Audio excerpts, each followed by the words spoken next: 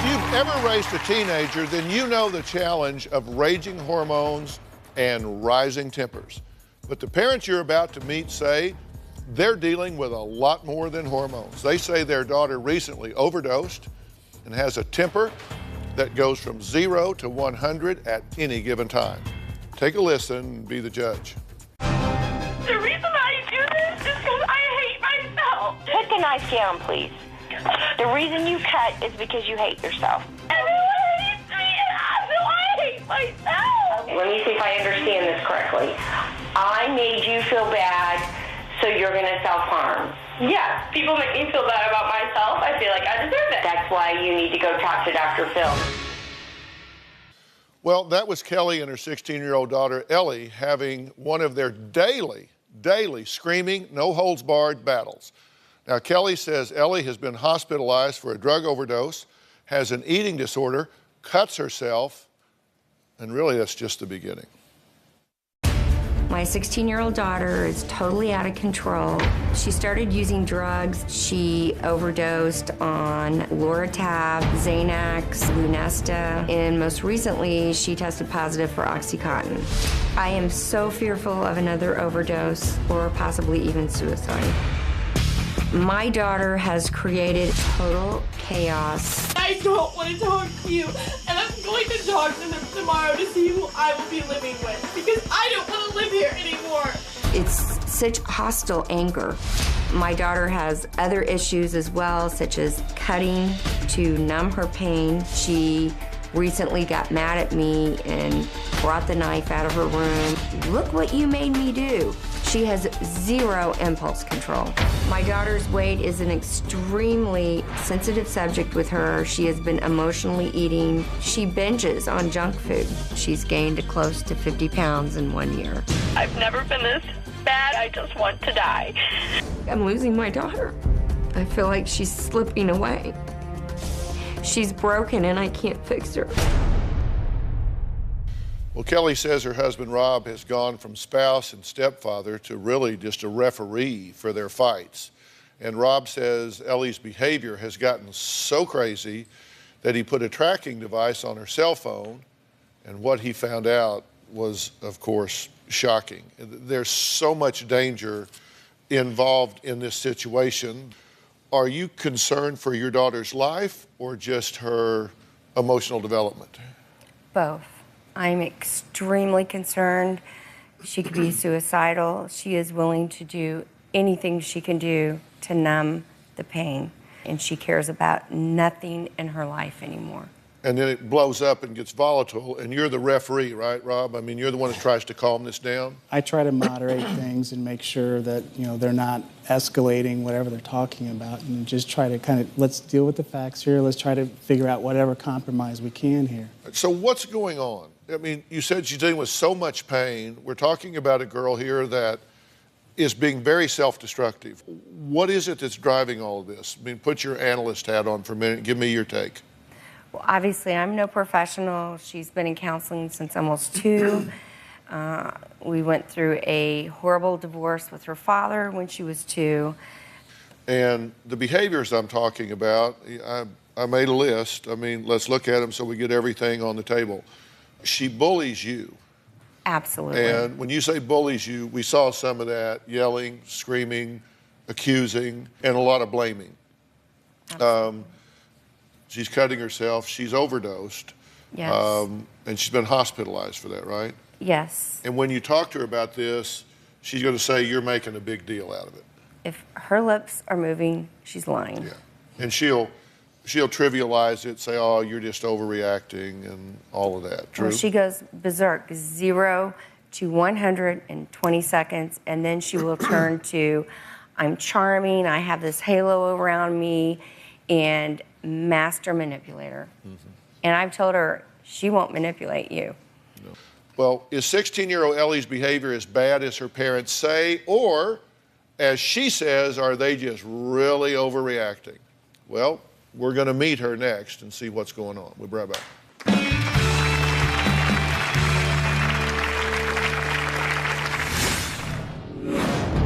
I stole some of her pain medication. I didn't want to deal with reality. At that moment, I didn't want to deal with life. So I just like grabbed so much medication. I guess I took so much stuff that I blacked out and I overdosed.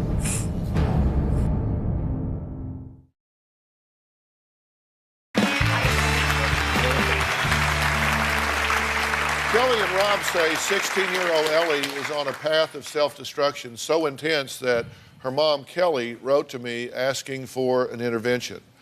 Ellie says, look, my mom just blows every little thing out of proportion. There is no need for an intervention. I am fine. I don't have a really great relationship with my mom. People make me feel like Mom. You're one of the main people, actually. I lie about stuff. I usually blame most of the fighting on her. Like, you made me say this and you made me do this. No, you don't need to tell me everything I do is freaking wrong. You don't need to tell me anything I do right. Damn it, Mom! I do sometimes hate her. I'm just like, I hate you.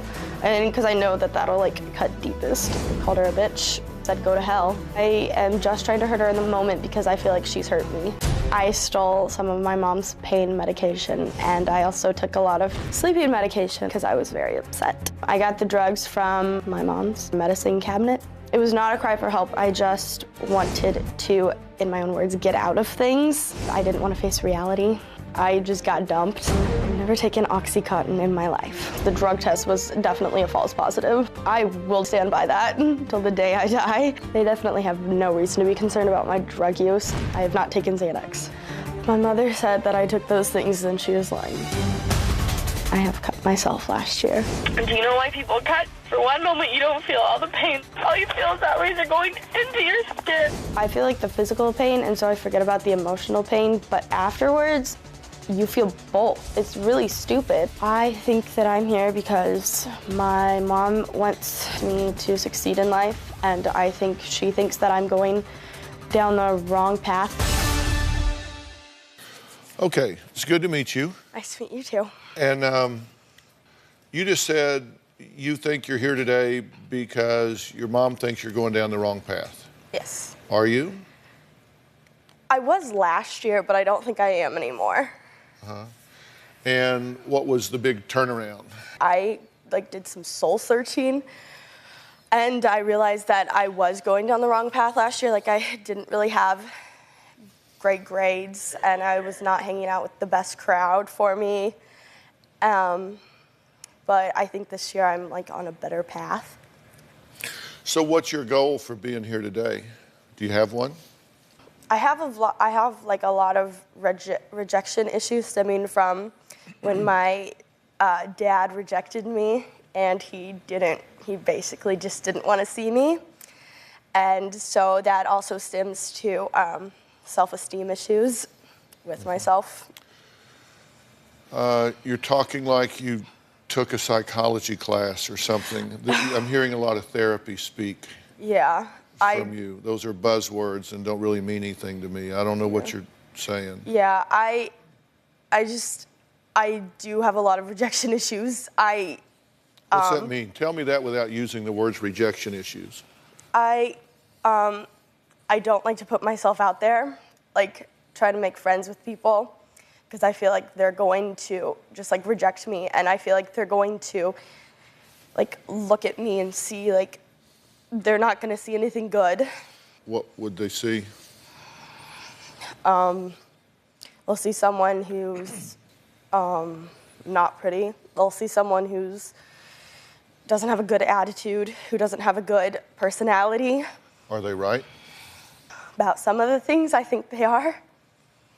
I think I have a lot of issues, and I don't think my personality, my attitude are that great. Tell me about the loneliness in your life. I just don't feel like I can talk to my mom about anything because I think she's going to judge me. I think she judges me about everything, and she just criticizes me. So I don't feel like I can talk to her, because if I talk to her, she'll just tell me, well, you shouldn't feel that way. You shouldn't feel the way you're feeling. You shouldn't do that. She doesn't even try to like console me. I just feel very lonely, and I don't feel like I can talk to anyone. And when you feel lonely, what do you say to yourself? I just tell myself, like, you're not good enough. Obviously, that's why no one, like, That's why you don't have any friends. That's why you can't talk to your mom. That's why your dad didn't want to see you. You must be a pretty crummy kid if your own father doesn't want to see you, right? Yeah, pretty much. You've had boyfriends before. One. You had a breakup. Yeah. And how'd you handle that?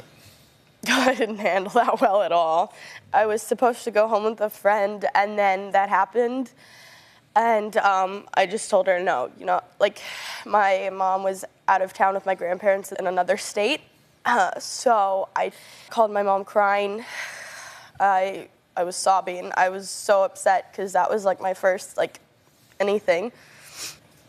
She kind of tried to like help me, and then we hung up, and I guess she thought that she had done everything to help me, and I didn't feel that way. So I went to the medicine cabinet, and this is kind of hard for me to say. I stole some of her pain medication.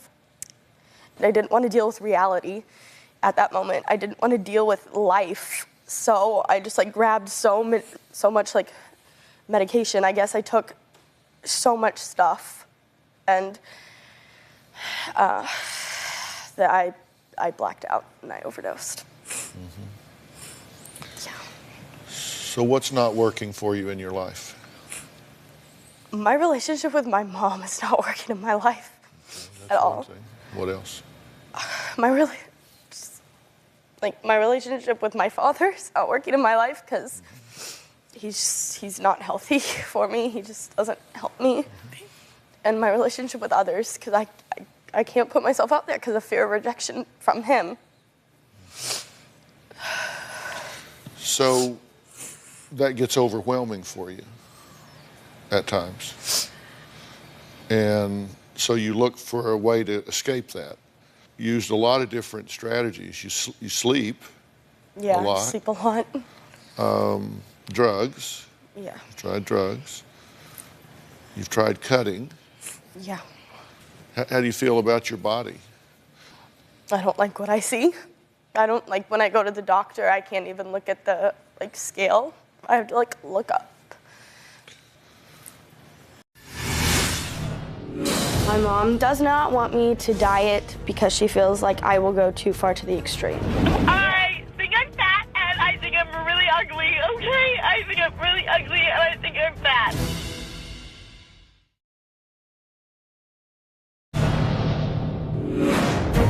I've had fights about my weight.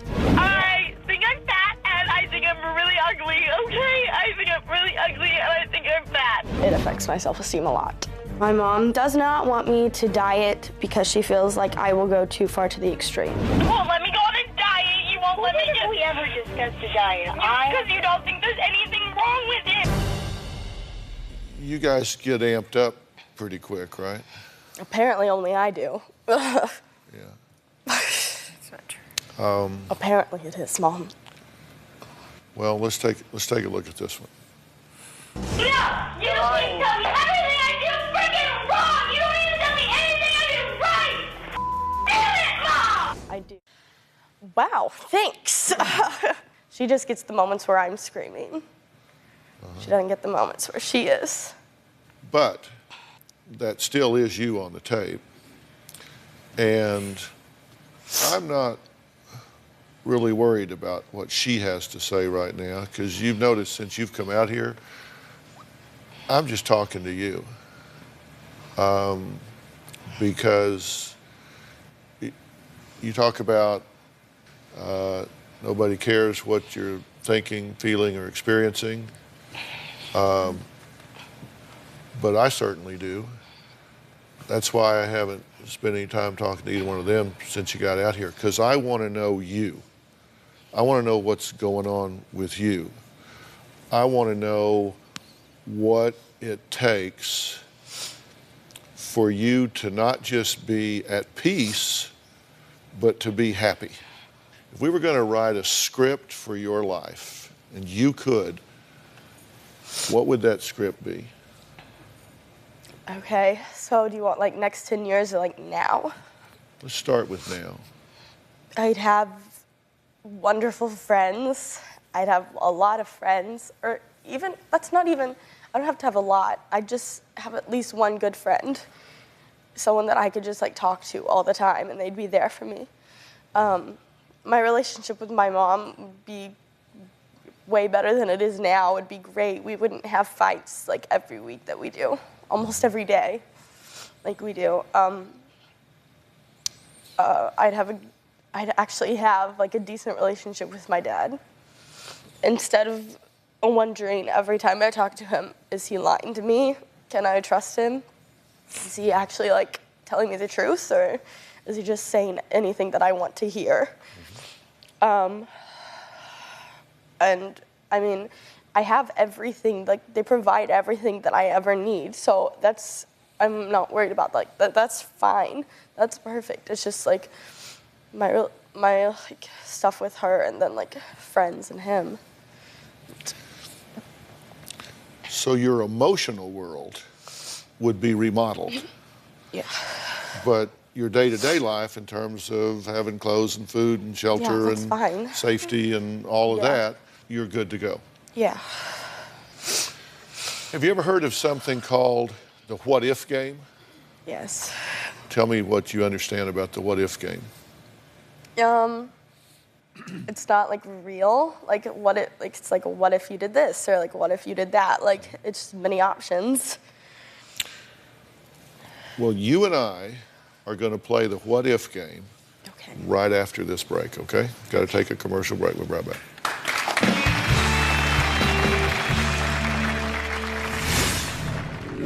She was basically trying to control what I was gonna say out here. Why would you do that? I want people to be real out here, and you're backstage sabotaging that. I am not phony. I can tell you that right now.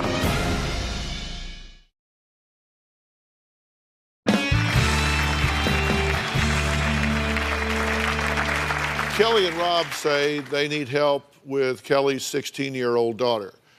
They claim last year she overdosed and landed in the hospital. And they are very concerned about decisions that she's making in her life then and now. I said when we came back we were going to play the what if game, which we're going to do in just a minute. But what's your reaction to what you're hearing her say right now? She's leaving quite a bit out Like what? concerning her real emotional pain. When we were just backstage getting ready to come on, You walked out of the room. Who does that right before you're about to go on? Who I had to walks- walk out of the room because Yeah, so you wouldn't scream at me probably because you were too embarrassed. Really? I was trying to avoid a scene. There's this Ellie, charming, just a delight to be around. And then we get the flip of the switch, and it is verbal, abusive, cursing. Really, you're not I'm like not that at getting all? my way. You're not- I'm going to bully you until I get my way. I want what I want when I want it. And if I don't get it, I will make you pay. Is I that sound true? like a terrible person, don't I? No, it sounds like a strategy. Is that one you use? I use manipulation and I use lying. I'm not a terrible person that just bullies you and does that stuff like that. Are you kidding me? Maybe You those don't, weren't You're my a terrible words. person.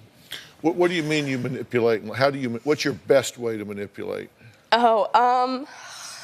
let's see. Well, when I manipulate her, I'll just like tell her if I want to do something, I'll only tell her like the good things. Like if I want to do something, or I'll like lie to her, or I'll just keep on her.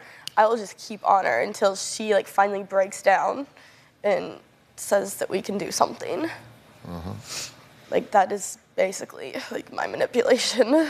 So you'll wear her down, or you'll lie about Yeah. where you're going, what you're doing, or what's involved. What is it that she was doing backstage that had you on the brink of going off on her? Oh my God. Okay, so she wanted to take all these pictures, and blech. So we were like looking through the pictures to see how well they were, and then I just wanted to like look through the pictures on our vacation too. And then I found a video, and I was just like, okay, what is this?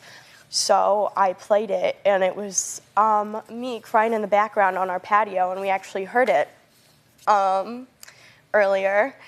And this was a long time. This was actually in early October. She just came in and she just said, "Give me my phone now." And I said, "No, tell me what this is." And she said, "Give me my phone now." Like, it was harsh and it was terrible. Be honest about what you said to me. I said, "Go to hell, you're a bitch." And she just like I locked hate the you. phone. I want you to die. No, I did not say that, but okay. I did not say I hate you. I said I hate what you're doing right now. And she just like walked out of the room. Like, she wouldn't even deal with that. And before that, my mom was just like, "Well, you're not gonna go on there and I'm not gonna have a big fight." And she was basically trying to control what I was gonna say out here. Is that true? What is true is that I was telling her I hope we can be nice and respectful to each other and not have some big blow up and actually try to get help from Dr. Phil and be No, authentic. you're lying. Go you. Go you. So that's a yes. That I was controlling what she was going to say. Yeah. You were coaching her. Well, I was actually saying let's not get out here and just have a huge No, it was- fighting match. Let's try to get your advice and your help and not just try to have a blow up. I want people to be real out here and do what they're doing, and you're backstage sabotaging that. I find that really odd. Okay, I understand that. I don't think you do. No, I don't think- Because if you did, you wouldn't have done it. I don't know why you would be back and saying, "Okay, now we're going out there, and here's what I want." Why would you do that? I mean, you profess that you're desperate to get her help, and then you try to get her to come out here and present something other than who she is? What the hell is up with that? That's Dr. disturbing Phil, to me. you That's really can disturbing to me. strip me down, humiliate me. I am willing to take whatever blame in this situation. I want to do whatever I can to get help for my Well, daughter. she needs a mother, not a martyr. So No, I'm not trying to be a martyr. Well, I think you are. Strip me down, humiliate me. I am trying to do the whatever best I for the can. good of my daughter. We get a cross out here and hoist you up. Maybe that would help. Are you kidding me with this? Why are you looking at him and going, Well, he was there the whole time, so I'm just wondering. Well, and I'm thinking to myself, I kind of heard the whole exchange a little bit differently, you know, the way I heard There's it. no version of it that's okay with me. Yeah, you're Phony sticking is up for her phony. again. There's Yeah. no version of phony that's okay with me. Well, that's exactly the way I didn't hear it. You know, in I other am words, not the phony. sense I of can tell you that phoniness. right That's not the now. way I heard it. I was not trying to manipulate you, and you know that. You like to control me and you like to criticize me. That's what you do. She wants to lie.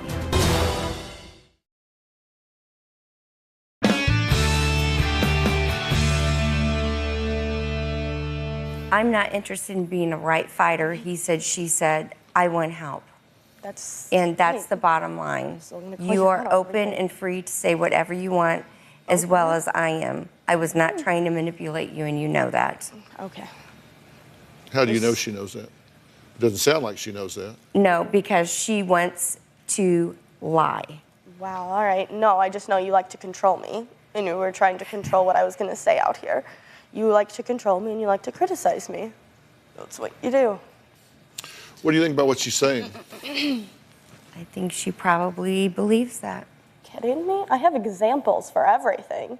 She reads my text messages. She goes through my phone. You guys have parental controls on everything. She controls everything that I do. She took away my Facebook. I've never even had a Twitter or an Instagram or a Vine or anything like that. So she's controlling your access to things that she has. She controls who concern I'm that you have friends access with. to. Do you want me to break down why? I don't. Okay. I really don't. If y'all want to Okay. spend your time bickering See, this like is that, what I didn't want to happen, Yeah, Dr. Phil, you're right. and that's why I Okay. said that back there, because this is what would happen, and where are we going to get? I was interested if you would circle back to be right about that or if you would let it go. And you circled back to be right about it. You said, see, that's why I did it. I thought see, you I just was right. agreed that I I'm was not back interested in doing this. I was back there doing the right thing. That's what I was telling you. I was trying to be right. I was just curious if you would circle back to that. Let me tell you what I think here. Okay. I think they took away your Facebook and they monitor your text and your phone calls because you abuse those things. You've done some things on there that put you in harm's way.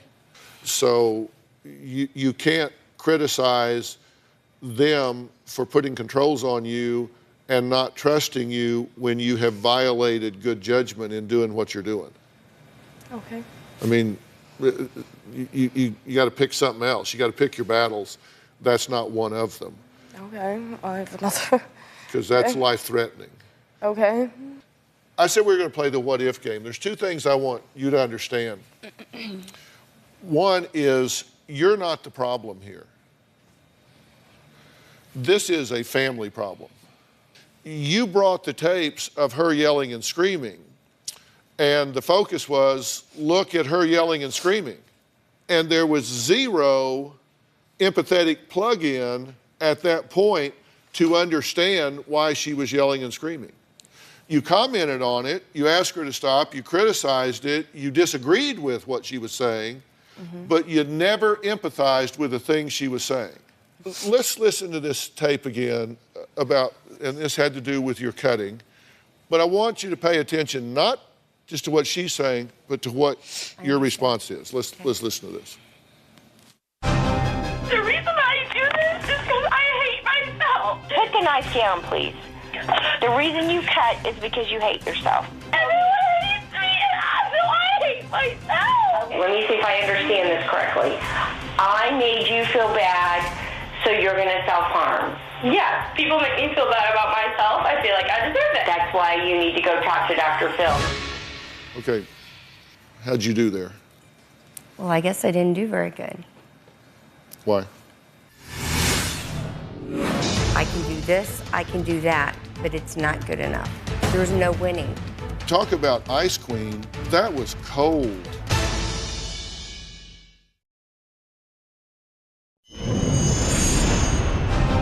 The reason I do this is because I hate myself. Put the knife down, please. The reason you cut is because you hate yourself. Everyone hates me, and I hate myself. Let me see if I understand this correctly. I made you feel bad, so you're going to self-harm. Yeah, people make me feel bad about myself. I feel like I deserve it. That's why you need to go talk to Dr. Phil. Okay, how'd you do there? Well, I guess I didn't do very good. Why? I don't know how to give her what she needs at this point, Dr. Phil. This has been,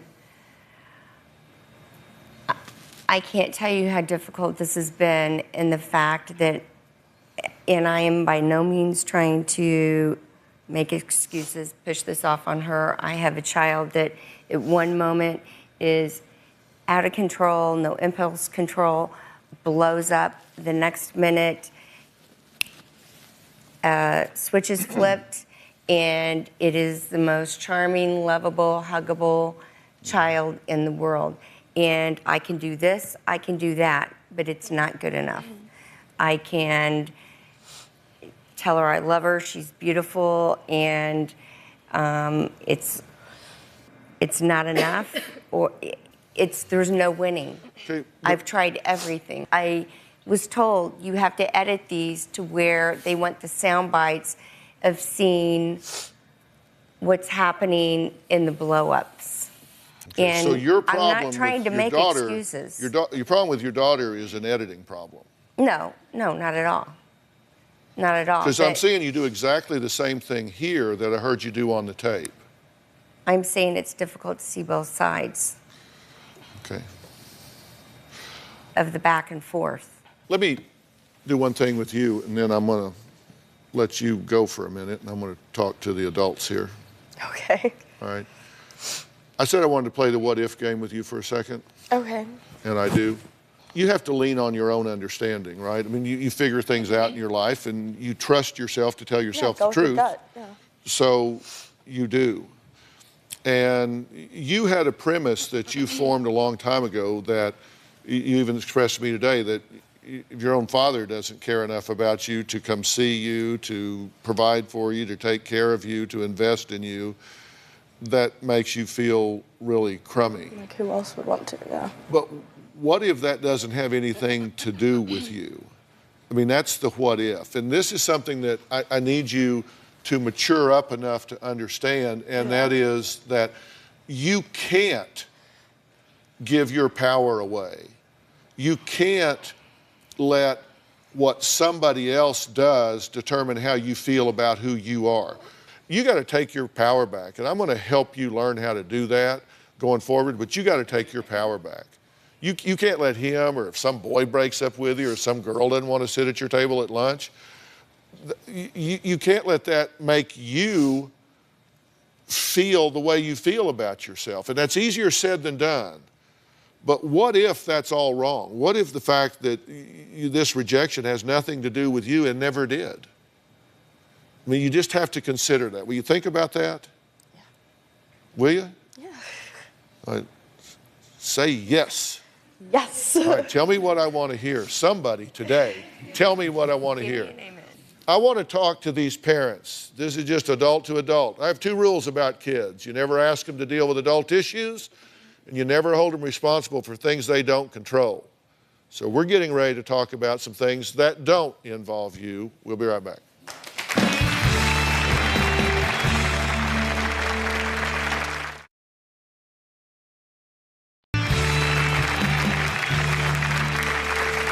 I'm back with Kelly and Rob. We have been talking about their daughter, Ellie, who I just sent backstage because it's time to talk about adult issues here for a second. This girl's life is in danger. I know. I'm going to tell you why. Okay. Because she is very lonely. You may think she's manipulating me, trying to be little Miss Goody Two-Shoes. But she gave me some very authentic answers to some things that I asked her. She liked that I paid attention to her and she talked to me. And I perceived 2 things. 1, she's very, very lonely. And 2, she truly believes that there's a better place than where she is now. And that's why she's used escape mechanisms like drugs, and that's why suicide would make sense to her, because it's got to be better than this. And at 16, foresight is really not there. So I do think she is a risk to herself at this point. You've lost connection with your daughter. When she started the screaming, yelling, bullying, out of control, impulse, erratic, you did one of these because you don't know how to deal with that. And you come across to her as uncaring and very cold. I'm very overwhelmed. I don't know what to do. Yeah. I read the letter. I read every word you've said in pre-interview, every word you've said in pre-interview. The truth is, you've got a stepdad here that, for some reason, has a real calming demeanor about him and can be a big help here. And God bless you for being plugged into this. I think you're a huge help here, and continue to do so. Continue to support her, but you got to tell her the truth. And you're disconnected from this girl, and she's feeling lonely. She lost her dad. Now she feels she's alienated her mother because you're so cold and judgmental in her eyes. Perception is reality. That's how she perceives you, and not without some basis. This girl needs a break. She truly does. She needs a break, and she needs monitoring. And I'm going to give you the opportunity to tell her this instead of me, because I want you to take this down and do it in a loving way. This is Dr. Matt Polachek right here. Raise your hand, Matt, so they see you. He's a program director at Center for Discovery. We have worked with them. It is a structured therapeutic residential treatment center, and it's got a 17-year legacy of working with troubled, out-of-control teens and their families. Not just the teens, but their families. Matt, what do you think about this? Yeah, I mean, she's an incredible young woman. Obviously, building a good self-esteem and identity, and, learning from you, Dr. Phil, about the young 16-year-old brain and the pruning process. There's a lot of optimism here, but I do think she needs, a loving, safe, therapeutic environment to deal with part of the substance abuse stuff, self-esteem and identity, and some of the family dynamics. And I think we can give her the help she needs. Until until she values herself, she won't stop putting herself at risk. And I'm going to let you talk to her about this because this needs to be from you. And she's going if you think that's what she needs to do. I'm offering it to you. Do you agree that she needs this? Yes. Do you support her in this? Yes. Because it's your decision. It's not mine or hers. It's your decision. And expect that she's getting ready to tell you what a no-good bitch you are. She's going to yell, she's going to scream, she's going to be upset. You just have to be empathetic and love her through that. And next time we see you and her, I think it's going to be a very different story. Okay? Will you be talking to her? Yes. Okay. I want to thank all of my guests today. We'll see you next time. A special thanks to Dr. Polachek from the Center for Discovery for their outstanding ability to help troubled kids with their family, and to West Shield, the experts in transporting teens in case she's not thrilled to go. Thanks for being here, guys. So long.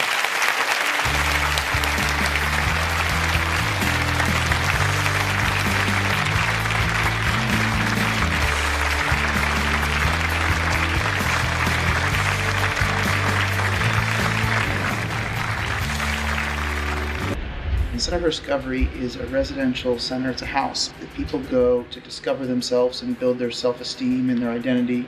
So do I have to go? Am I being forced? We did not bring you here to send you away. Well, then don't send me away. We brought you here to get help for our family, That's not just great. for you. I'm not leaving. Unless I'm going to be forced, I'm not going. Let us talk with her by ourselves. I'm not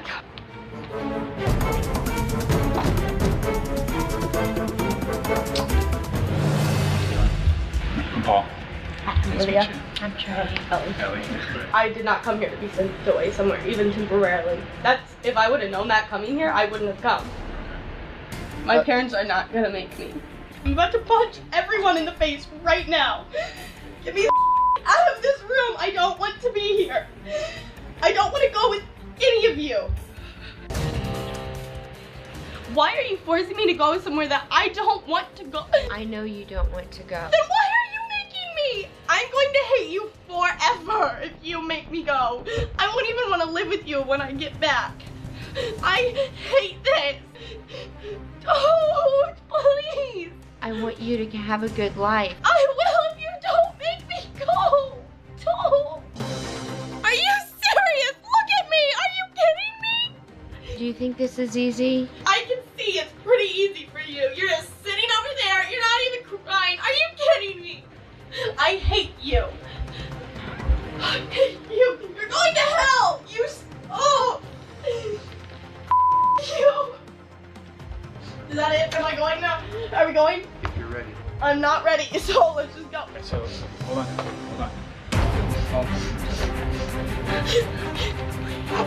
I wouldn't want to.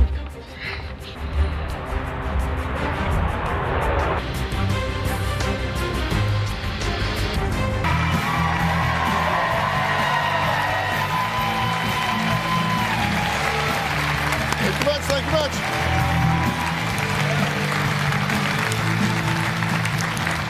All right, yesterday we heard some outrageous accusations from Julia and her daughter Olivia. Olivia says she has been on a 5-year quest to get her daughter Evelyn back, who was put into the foster care system when Olivia was a struggling teen mom. Now, eventually, the baby was adopted by a woman named Jillian. Now, grandmother Julia claims this adoption was unlawful, their rights were violated, and the foster mom lied and manipulated Olivia in order to keep Evelyn as her own. Here is what happened so far. When I learned my 15-year-old daughter, Olivia, was pregnant, I was shocked. She said, "This is my baby and I'm keeping it." When I went into labor with my daughter, they brought her up right on my chest. We all cried. It was the most amazing thing. We were homeless, living in the car.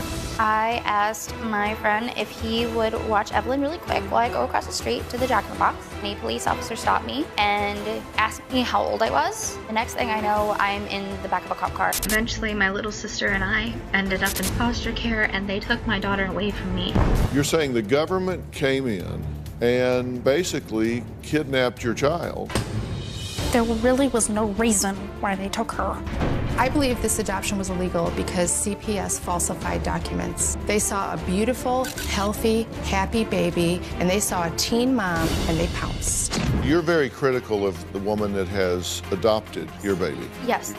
My granddaughter was adopted by this woman named Jillian. This woman is the most immature, stupid, retarded, ugly person I've ever met in my life. I do believe that she manipulated the adoption. By lying to Child Protective Services. I mean, what a narcissistic little tick.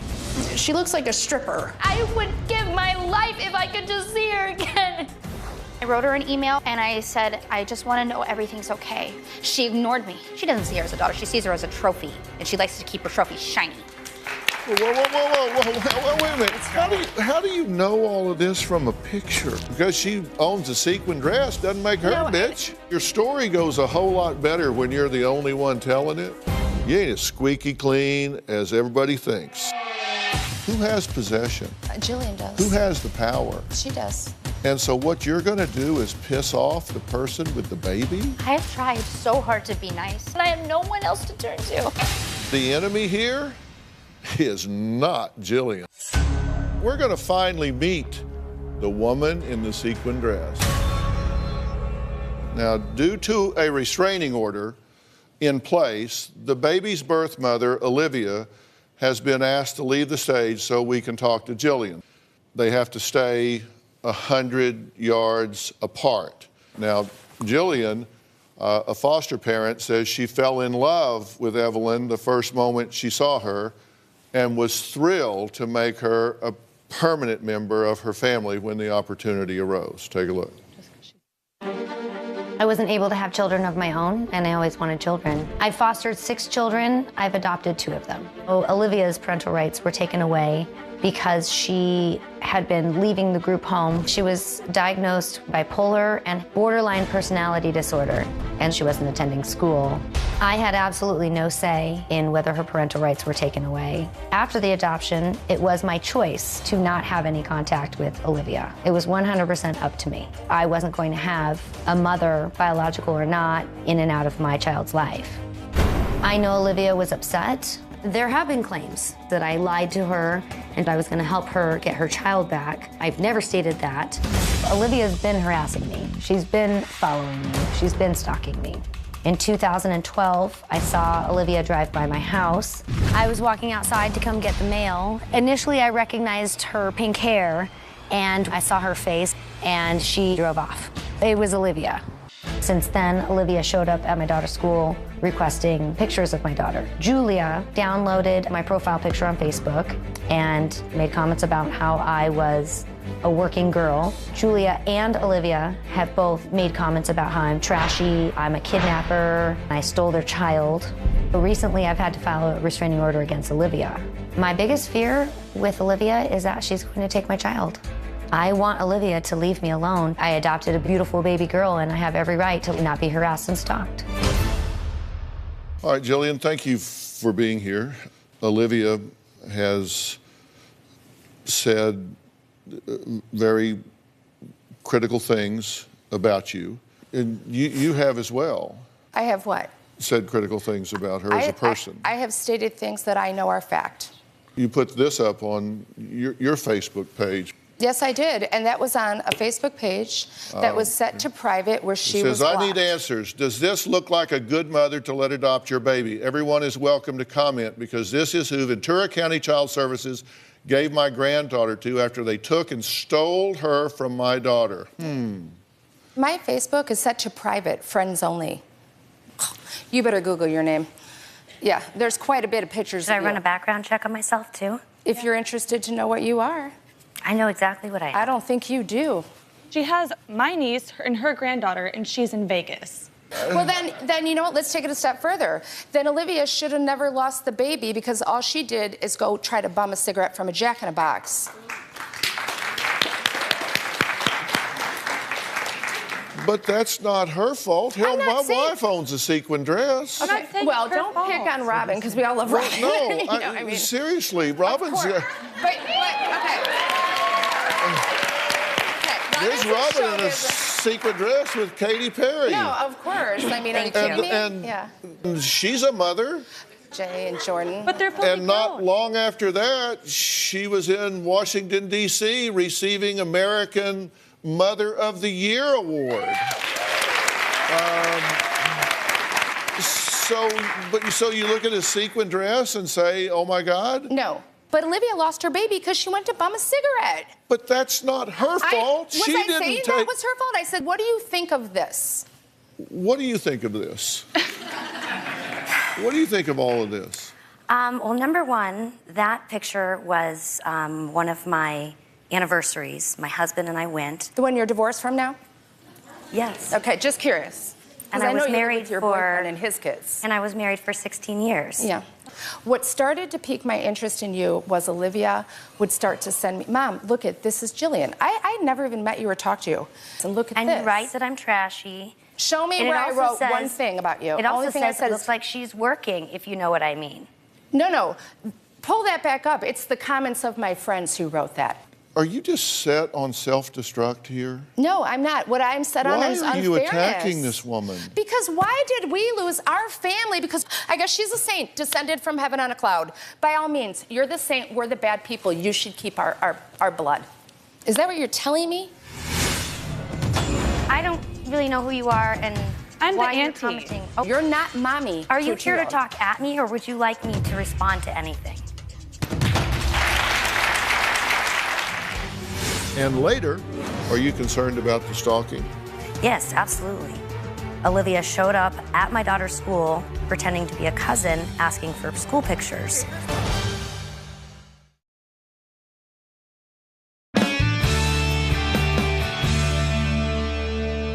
Not by She you, you're did right. not take your baby away from But you. Dr. Phil, when you said read the this. visitations, what about telling Evelyn you're not going to see your mommy, you're going to see the dog This is Zoe? not an open adoption.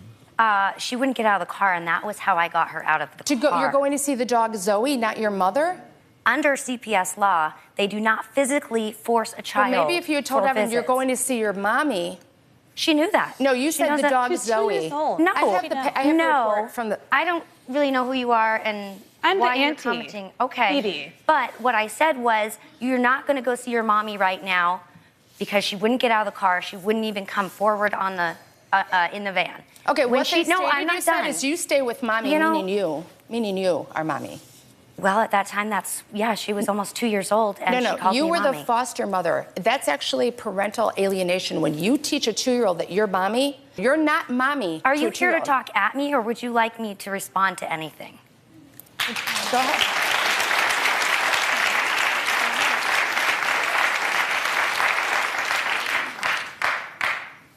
She was scared to death. The social worker came back to me and said, I cannot get her in the car. I'm going to call and explain this to social services that I'm not going to take her because I'm not physically going to force her in the car. She would not come back into the front seat because she was so scared that someone was going to put her in a car seat. So I finally had to convince her that she could go watch her favorite movie, Elmo, and play with her doggy, and that she didn't have to go anywhere, that she could go in the house. And it still took 15 minutes to coax her out. Later that evening, anybody who came to the door, she would start crying because she thought somebody was going to pick her up and take her away. In her mind, in her little mind, I was all she knew as a mother. And every once, no, I'm not done.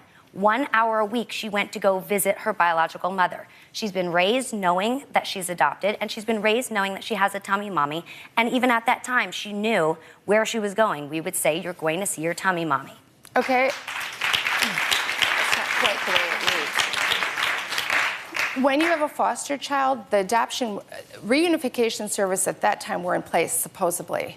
You, as the foster care mother, were you showing her pictures of Olivia, saying this is your real mommy, so she wouldn't be scared? I didn't have pictures of her. You couldn't get a picture of Olivia with her? And say, I'm your foster I did not have any mommy. contact. The only time I saw Olivia was twice at court because I went to all of the court appointments. Do you think it's important? Unlike for a your daughter, 2-year-old? who ran away two different times. Do you don't know what my daughter did unless yeah, you I have do. court access? So you have access to the court files? I have some, yes. How did you get that access? Some of it was. You're telling me you've seen those court files? There is some that are listed. You have why. seen those? I have termination of parental rights. I have I was at the court when she wasn't there. You were in the court proceeding? Yes. Inside the court proceeding? Yes, I was. And you have copies of those files? Yes, I do. Okay. That's good to know. All I'm saying is this. As a foster mother, should you at any of time, because this time adoption was not the goal, should you have said, you know, I'm your foster mommy, but here's mommy, because of course Olivia had her till she was 9 months old. She was with us. So she definitely knew us. She definitely knew mommy, because she was calling Olivia mommy until they ripped her away, stopped letting her have visits. Visits were canceled because you were taking Evelyn out of town. Look, Do you I'm think that's raising supporting this it? child, and I'm allowed to go on a vacation. No one's saying you're not. I'm not saying if that. But that this happens happened in to a interfere with sequence her of 1 events. hour a week, and I'm gone for a week, I'm sorry, I'm going to go on vacation. That's not a problem. But the way it went down, Jillian, was first you went on vacation. Then she couldn't go to the visit because she was crying too much. Then she couldn't go to the visit again. Olivia went weeks without having a visit. And this has nothing to do with me. CPS was not going to physically force her into the car. But if you had said at that point, knowing the goal was to give Evelyn back to her mother and as a foster care mother, wouldn't you say, you know, maybe have a picture for the baby and say, here's mommy, and I'm foster mommy? Why would I have a picture when she sees her every week? Why would I have a picture if she sees her every week? She didn't, because you would stop the visits from happening with taking her on vacation. I did not stop the Taking her on visits. vacation, Child Protective Services, Social Services. We're going to stopped take the a break. visits. Up next, why Jillian does not want Olivia to have contact with Evelyn. We'll be right back.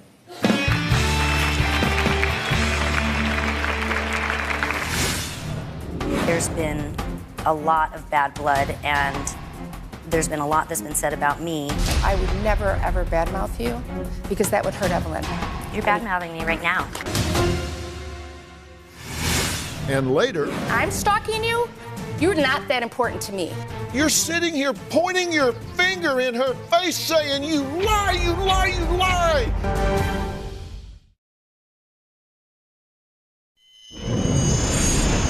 My daughter has asked questions already about her biological mother. She has asked me, do you think she loves me? And my answer is, I'm sure she does. If she wants Olivia in her life, it's up to me as a parent to decide what is in the best interest of my child. So at this point, I will have to say no. There is a point where I would reconsider. I think there's going to need to be a lot of healing. She's not trashing me online or stalking me. If she can't do that, then there will be no option of them reconnecting until my daughter's 18 and has her own choice. You say at this point, you think there's too much drama and dysfunction to introduce her biological mother into her life. At this point, being face-to-face with Julia alone, I feel like the only thing that's going to be told to my daughter is that how horrible I am and how all the horrible things that I did. Never. Had I not seen this, which was private or was public at the time, I probably, because I actually felt very sorry for Olivia and probably would have come around eventually. I mean, if the drama was gone, if the dysfunction was gone, if you had confidence that your character would not be assassinated and your relationship with your daughter be sabotaged, and Evelyn had an interest or a curiosity in doing that, you would be open to taking steps in that direction, first supervised and all, but I mean, you would be open to that? I would be open to it when Evelyn is emotionally way more mature than she is right now, and I'm not talking 12. If she's interested right now at this point, I think there's been a lot of bad blood, and there's been a lot that's been said about me. Is this about you or Evelyn? It's okay, baby. Well, I don't know any mother in their right mind that would allow their child to be with someone who's trashing them. I just want to say one thing for you, and this is mother to mother. I would never, if I saw Evelyn, I would never, ever badmouth you, because that would hurt Evelyn. You're badmouthing me right now. Evelyn is not here. Evelyn is not here. And are you trying to tell me that you have never said an ill word about me or my daughter, Olivia? No. Okay. I've never responded online. There's nothing online. And I've never spoken to Evelyn about either of you. Well, I've never gone on your Facebook page, so I don't know what you've discussed with your friends. I thought I was having communication with my friends in private. But that being said, you did see it, and you took it. And since I know that now you're looking at it. I will be happy to remove those 2 posts off my page. I think there's going to be time needed to heal at this point. For who? You or Evelyn? Well, let me answer that question. You just said, is this about you or is it about Evelyn? If I were her, the answer would be, it begins with me, the mother. You damn right it's about me, the mother, because this is the only mother she knows.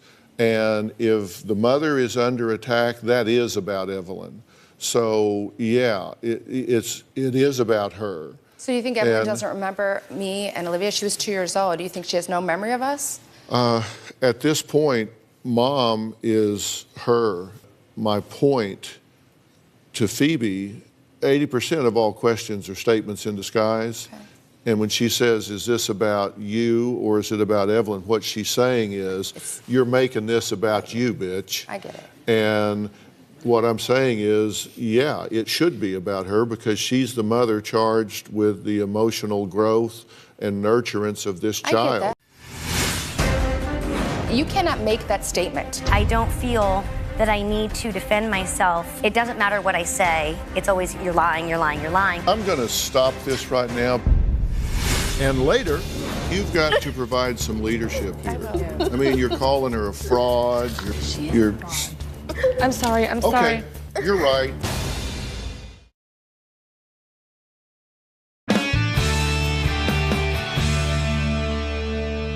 Are you concerned about the stalking? Yes, absolutely.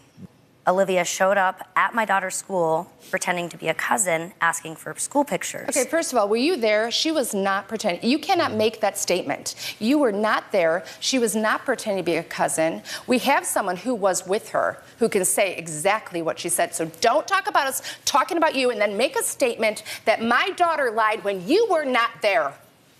You're very upset. You know why? Because you lied. That's my problem with you. It's all about don't talk bad about me, but you have no problem disparaging Olivia. Well, that's what the school reported. Well, you know what? We have a witness. That's not what the school said. That is what the school said. That I have is a written what the statement. school Okay, said. the school said, and I know for a fact, Olivia said, I'm a relative. And would that not be true? And then you ran off to the court, restraining order against me, against my daughter. I'm stalking you? Really? I'm stalking you. You put in the restraining order that I've tried to contact you and your family. I don't even know who you are before all of this. You're not that important to me. I'm sure you've seen the restraining order. Bring the restraining order. So... Because I'll show you where you blatantly lied in it. Bring it. It doesn't matter what I say. It's always you're lying, you're lying, you're lying. Bring the evidence, which, as you know, I have presented the evidence. Really? It's not the restraining order. And so order. I don't feel that I need to defend myself when I know you've seen it. You've seen the court documents. I gave him the restraining order. Okay, listen, I'm gonna stop this right now because you are so self-destructing here. This is not in your best interest, and you didn't have to come here at all. This is a closed adoption. We didn't come to you about her. We came to you about how we were wrong. Are you guys? What? You're sitting here pointing your finger in her face, saying you lie, you lie, you lie. And you say it's not about her. Are you kidding me? Because she promised Olivia that she would keep Evelyn in her life, and her actions proved otherwise. Okay. All right. I'm gonna let you go.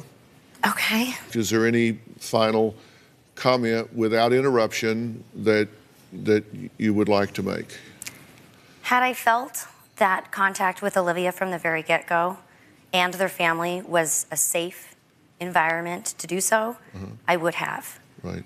I am in contact with the other side of the family. And I do send them pictures regularly because they don't harass me, they don't threaten me, and they don't stalk me, and they feel safe and comfortable. And I don't either. I'm not interested in you. I'm really not. And hopefully that can expand to this side of the family. And I will say it sounds very much to me like these guys got a very unfair handling by social services. I think there's no question about it. I think had this been handled differently, they would be in a very different place. I think Julia got mishandled. I think they got on a fast track. I think Phoebe got terribly mishandled in the situation. I think Olivia got mishandled in the situation. And I don't know any of the facts regarding that. I think it was a comedy of errors, and as a result, I think they're just raging against the machine, and they're blurring the lines between the machine and you. I wish you the best as a mother and in your life, and I appreciate you being here. We'll be right back. Thank you.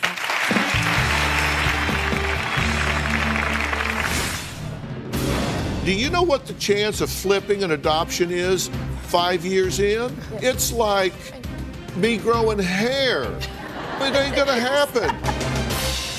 And later, there's one person in the world that can put that little hand in yours, and you want to keep sniping.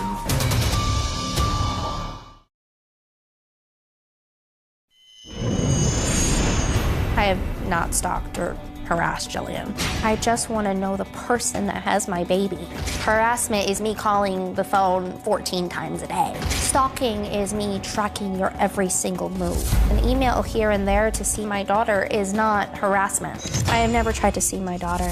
I know that that would be inappropriate. I went to the school to get a school picture, but I never tried to see her in her classroom or anything like that. Yes, I know where Jillian lives. No, I have never gone to her house. Now, Jillian wasn't able to listen to everything that went on before she got out here, but under the rules of the restraining order, you were able to listen to what Jillian had to say. So, anything you want to comment on regarding Jillian's time out here? I just want to say, I'm sorry. I'm sorry. I'm hurt, and I miss my daughter so much. And I'm sorry for everything I've said. And you don't have to let her see me, but please let her see my family. You think I'm taking Jillian's side in this, right? Yes. If I have a horse in the race at all, it's Evelyn. If you come to me and you say, how can I get the most of what I want? I look at it from a pragmatic standpoint. I'm not as emotional about this as y'all are. So I look at it and say, how do I get you people the most of what you want? And I know the way to do that is don't poke the bear, okay? It's just that simple. You've got a mother that has this child right now with custody. Do you know what the chance of flipping an adoption is 5 years in? Yeah, I know, very low. I mean, it's like me growing hair. It ain't gonna happen. That's not going to happen. I'm sorry. It's not going to happen. So how do I get you the most of what you want? So what could I get you if not flip the adoption?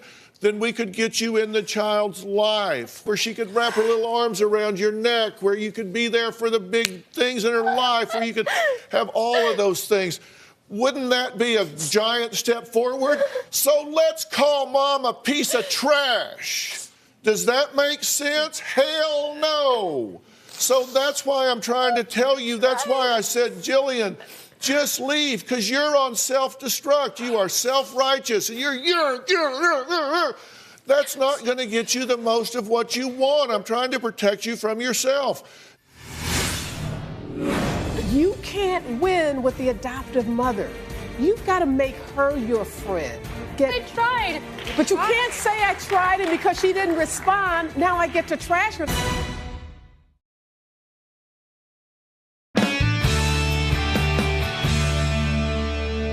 Now, I'm adding attorney and child advocate Areva Martin. I've asked her to join us to give this family some legal guidelines to what they may be able to do, what the limits are, what the avenues might be in this. Yeah. Let me tell you this about the law.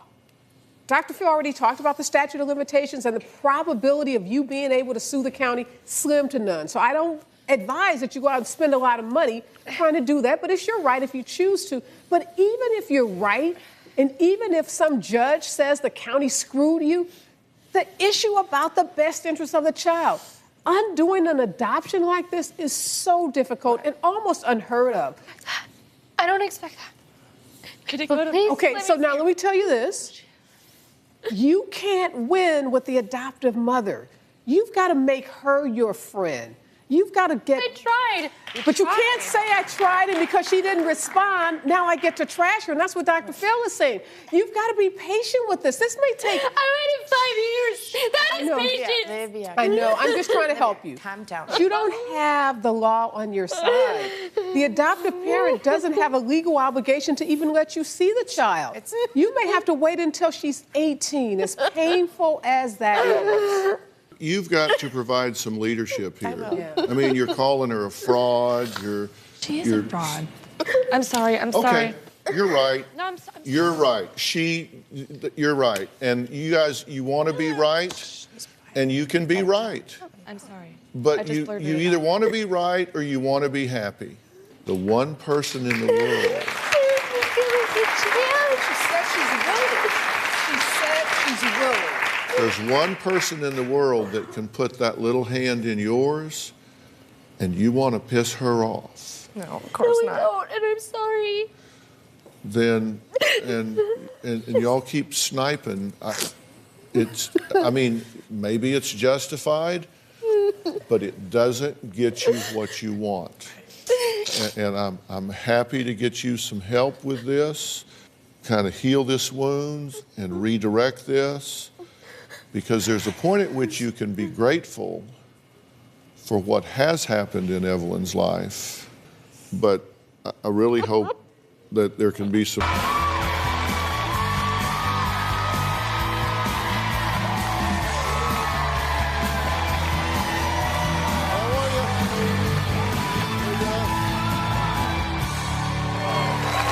Yesterday we met Christina, who emailed me desperate to help her 21-year-old daughter, Tara, who she says is living in a toxic situation with what she calls her narcissistic ex-husband, Jim, and his new wife, who just happens to be the same age as their daughter. But Jim says Christina has no right to criticize because she walked out on Tara when she was 13. Here's what's happened so far. My ex-husband, Jim, is the granddaddy of all narcissists. I left him because of the emotional neglect, sexual neglect. I do not regret leaving Jim, but I never intended to leave my daughter with him permanently. Jim says he is the only one who has ever been there for his daughter, and it is Christina who abandoned the family and just went MIA. It always seemed like she was too busy. I felt like she threw the towel on being a mom and a wife. My ex-husband has been a horrible example for my daughter. If I'm so bad, why would you leave your child with somebody that's not a good dad? Christina's been missing in action. I have been there through the whole time. You're only there when she's in a good mood. I'm there all the time, okay? If he's so bad, what the hell are you doing leaving your daughter with him? I regret that. Dr. Phil, that is the one thing that has haunted me. You gotta be there for her still, no matter what. I am there for her. I mean, a little girl needs her mother. You forget all the good stuff I do. It's at your convenience, okay? I live it. Well, let me be real clear about one thing. I'm not even almost here to try to fix this. Tara says she cannot understand why her mother abandoned her and feels nothing but anger and resentment towards her. When she left, I felt empty and alone and really confused. I definitely have felt more anxious and overwhelmed. I feel mad. I have anger in me that I can't let go of. I feel like my heart's beating out of my chest. Feeling alone and abandoned amplifies whatever these problems are that I'm dealing with. When you say you feel your heart pounding in your chest, what do you say to yourself in your head? Like, you're stupid, you suck, you're gonna fail. Maybe if you were a better child, she wouldn't have left. That's how I feel a lot of times. Jim has allowed my daughter to do exotic dancing and provocative webcam videos from her bedroom. If she's gonna try to make money without being around a lot of people, I thought the webcamming worked. I'm really not proud of it. It's not something that I necessarily wanted to do, but basically just like dancing at home. I need you to tell me, dad to dad, what you say to yourself when you know that your precious child is down the hall on a webcam taking her clothes off and doing things for money. I'm not there, I'm at work. Did somebody write stupid on my forehead? To make matters more complicated, Jim recently married Tara's high school friend, who's now 20 weeks pregnant. Tara is currently living with her father and his pregnant wife, Kelsey, who happens to be the same age as her. Kelsey was 19 when I started dating her. Kelsey actually pursued me. I was single and free. You know, we hung out and we're together. The age difference should be illegal. It would be the same difference as me being with a 12-year-old boy. Somebody might think I have a problem now, but that's their problem. The living conditions that Tara is in are absolutely deplorable.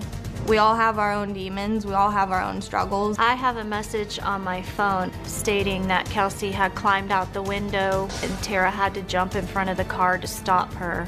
It's been crazy here today. She's trying to climb out the window and drive Dad's car off and wreck it, and I'm calling the cops. There's some competition between Kelsey and Tara because Tara pays rent. I don't make enough money to support us all. Yeah, but you make enough to just support her. The relationship he's in is an unhealthy one, and I don't want my daughter exposed to it. Kelsey moved in knowing the situation with Tara, but probably not realizing how bad it was. It's hard to balance. Jim's 22-year-old pregnant wife, Kelsey, says she is frightened to raise her baby with Jim in their current environment. She understands that Tara might have social anxiety, but she thinks Tara's behavioral issues stem from being a spoiled only child. Take a look. I was 19, moving in with a 55-year-old, so I could see how some people would think it was weird, but I didn't really think it was that weird. When we first got married, things were great, but over the course of the relationship, there's been a lot of stress. It's mostly because of the tension that Tara creates in the household. My relationship with Tara is toxic because she's a pretty negative person to be around. We used to just explode and then walk away, but now it's become more intense. We're yelling in each other's faces, we're beating on each other's bedroom doors. Jim and I had a big argument one night, and he pretty much told me that Tara's problems were more important than mine. The fact that Jim always defends Tara is the biggest problem that we have in our relationship and in the house. I think Tara has mental issues, but I think she likes to use her mental issues as a cover-up to get attention. Jim puts Tara on a pedestal, and I feel like he doesn't treat me that way, so it makes me feel like the least important woman in his life. The night before I found out I was pregnant, I wanted to leave him because of the situation, and then I found out I was pregnant, so I felt like I couldn't leave. And now I feel like I should leave him because the baby shouldn't live in that kind of environment. Well, thanks for being here. Thank you. You were going to end this relationship the day before you found out you were pregnant. Right. And I was a little confused. You say you stayed because of the baby, but yet you want to leave because of the baby.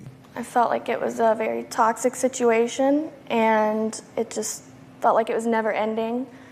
So I decided to leave, and then finding out I was pregnant, I'm thinking, well, I can't raise a baby on my own. I don't want the baby to feel like he's grown up in a broken home or anything. So that's part of the reason why I stayed. I've always wanted a baby. But you are going to have to make a decision whether you want to raise the baby in this environment if it doesn't change. Right, I know that. Yeah, okay. You say you're not number one in his life. She is. I feel like my needs are pushed behind and I'm not as important, so. Exactly how I felt when I was married to him, Dr. Phil. I have nobody else. That's all I had. She's got no mother, she's got nobody, so She I has a mother sitting right next to her, Jim. Right You now, don't pick the I do, phone and I'm up so at 3 in the grateful for morning. this I because sit this there and never talk to her happened. all night, which cuts into our marriage. Not going there And I again. don't like it. Stop. Okay, I don't Stop. like it. But who's she gonna go to? She has nobody to talk to. You Dr. don't Phil, pick the please. phone up like I do. Narcissist I'm there. conversation Oh, border, well, please, Dr. I'm there Phil. 24/7, and Tara will tell you that. You think she's a worthless bitch and you've thrown her under the bus. I don't think that. Well, it's what you're doing every time you open your mouth. And later, A war that I fight every day, and it's hard for me to expect anyone else to understand it. do you think I understand it? I hope so.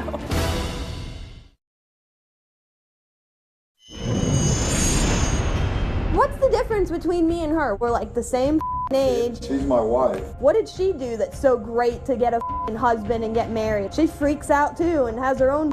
She doesn't even communicate ever or talk. I was nice to my first wife, you know why she's I was nice to your mom until I couldn't be there emotionally. So I'm mean to her. Is that what you're saying? About me? I mean, I'm not mean to her. I just don't like fake, which seems to be the trend here. All right, let me see. I gotta go. Why don't you let Dr. Phil talk? He can help us. He'll tell me when to shut up.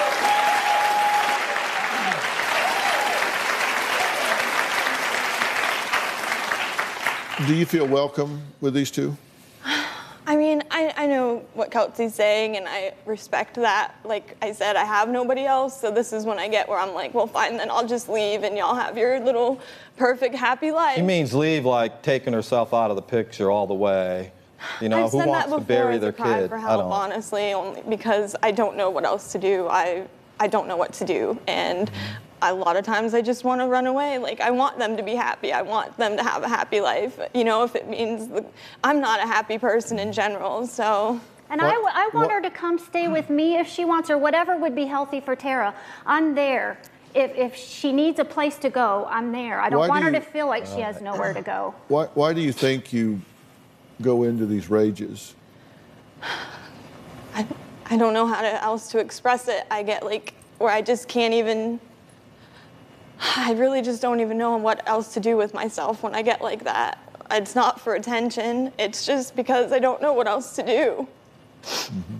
It's all night. It could be 3 in the morning. She could be pacing around the carport, running around, throwing things, freaking out. It's like, but you know, I'll sit there. I can't help her, obviously. I don't know what to do, but I've listened for years. I sit there and try to calm her down. I'll text her mother and say, can you help Tara? I'll text her mother, Nana, Tara's Nana. I'll text her, can somebody, so Tara knows somebody's there to love her besides me. And it doesn't happen. Nobody's there when she needs them. Okay, can we just agree on one thing, that you think she's a worthless bitch and you've thrown her under the bus?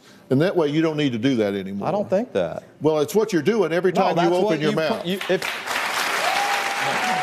So if you put it on the camera of what happened years ago, that's not who I am now. But you're bringing it up, so I'm going to back myself up. That's not what it is. Well, I didn't say she's a worthless bitch. I'm actually proud of her for every time you open your mouth. Going to college. Every time you open your mouth, you dog on her and say she's not there, she's never been there, she abandoned her, she doesn't answer the phone, et cetera, et cetera. I got it. Gotcha. I got it. Okay. So we'll just okay, I got that. I got that that's your opinion. Well, that's what. I got it. You don't need to tell me again. I got it. So we can talk about other things, because I got that that's your opinion. That you've been there and she hasn't. Got it. Sorry, it's not my fault. Move on then. No, it isn't. Up next, Jim says he's torn between his wife and his daughter. So what's he going to do? I guess he'll tell us next, because we've taken this off the table. We can move on to something else. And I'm really interested in focusing on Tara, because she feels like she has no options. I think she has a whole world of options ahead of her. And we're going to get to those. We'll be right back.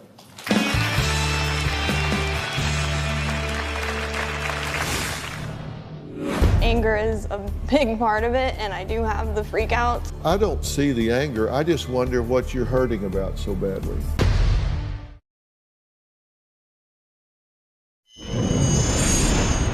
I'm just sitting here by myself, no one's talking to me, and they're in there. I don't know what they're doing, I don't really care, but it's like, okay, so she can have a freak out and basically do whatever she wants. She has someone there for her, my dad, and they can just sit there and talk and, you know, make sure she's okay. Well, I'm just sitting here and like, I feel like I have no one, and I'm miserable, and I'm just like trying to be quiet and stay calm and stuff, but I don't know, this happens a lot, so here we are.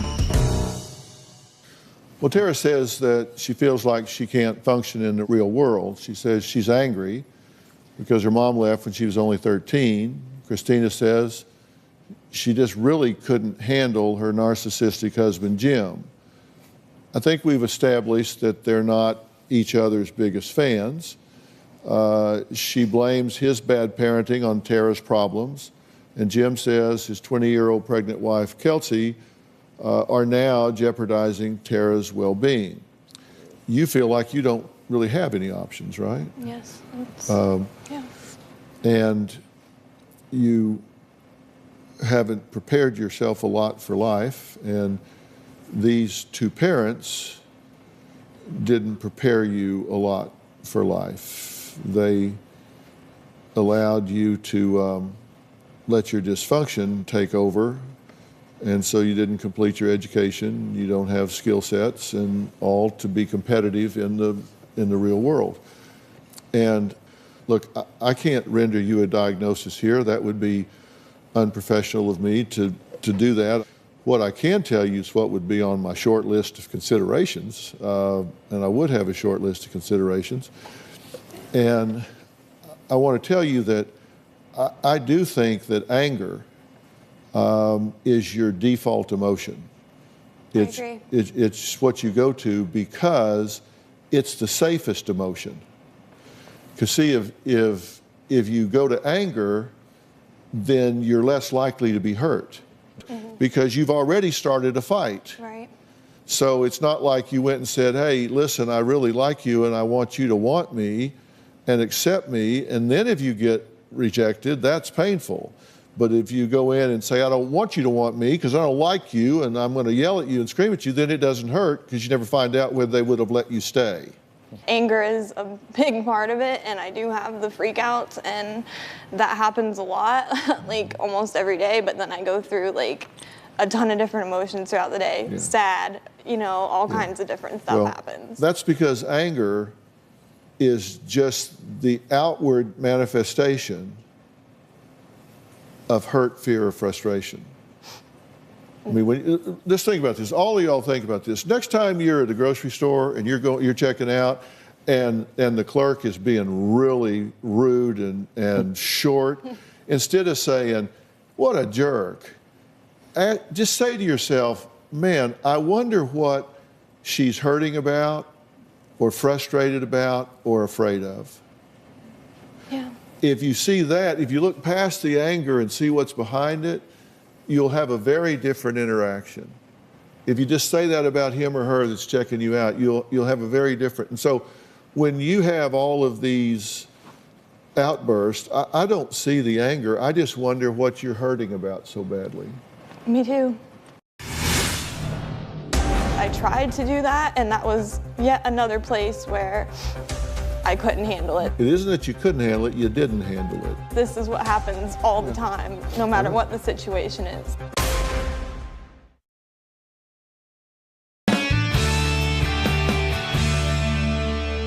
When I hear you saying that you're such a bad person and talking so negatively to yourself, I just wonder what you're so afraid of. Everything. Life in general. Yeah, you're afraid of failing, so you quit before you start. Yeah. You just decide, I'm a failure, so why try? Right. Why try? I don't want to face failure, so I'll just decide I'm a failure before I start. And it proves itself again and again, because even like, you know, if I've tried a job recently, just a little nursery in town, and I tried doing that, and it wasn't like, I'm gonna fail, I'm not gonna do this. I tried to do that, and that was yet another place where I couldn't handle it. So it happens no matter what I do, no matter where I go. It isn't that you couldn't handle it, you didn't handle it. Because you don't have coping skills right now for some of the things you're experiencing. You do have some social anxiety. Yeah, really bad. And when anxiety starts, what's the first cue for you? How do you know it's coming? Do you get butterflies in your stomach? Do your ears get hot? Do you start getting sweaty palms? What's the first cue? Usually I just like shake, can't breathe, my brain starts going. What's the very first thing? It's always different. No, it's not. There's a first thing. I don't know, I feel like I can't. I'm already feeling like that now, and I don't. Well, what is it you're feeling? Afraid. What are you feeling physically? I know what it Nervous, is. Anxious. I know it's a physical symptom. I know what it is. It's shaking. You started to shake. Oftentimes I can't even put it into words what I'm feeling. It's very hard for me to But physically, you started to shake. Yeah. Your hands started to shake. I'm very nervous. And you started to shake here. Yeah. And also, that's the first sign. But I tell you, that sign's going to become our friend. It's not just because I'm here on it. You No, know, I know. it's just this is what happens all the time, no matter what the situation is. I know.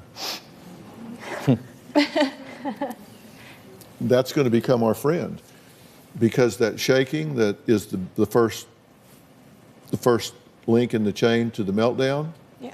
We're going to make that the first link in the chain to a coping sequence, because you're going to learn very soon. You're going to say, here's what Dr. Phil was talking about, and this can either cue me to meltdown or it can cue me into a coping sequence that I've learned. And so when that happens, I'm going to go into this coping sequence, and I'm going to observe myself cope and realize, holy I can do it. I can do that. Wow. I watched myself do that. I didn't freak. I watched myself do it. It won't be a success-only journey, and that's okay. If you could do it 5 out of 10 times, that would be great right now, wouldn't it? Yeah. And then if you could do it 7 out of 10, then 10 out of 10. Yeah. And here's the big thing. You don't have to do it alone.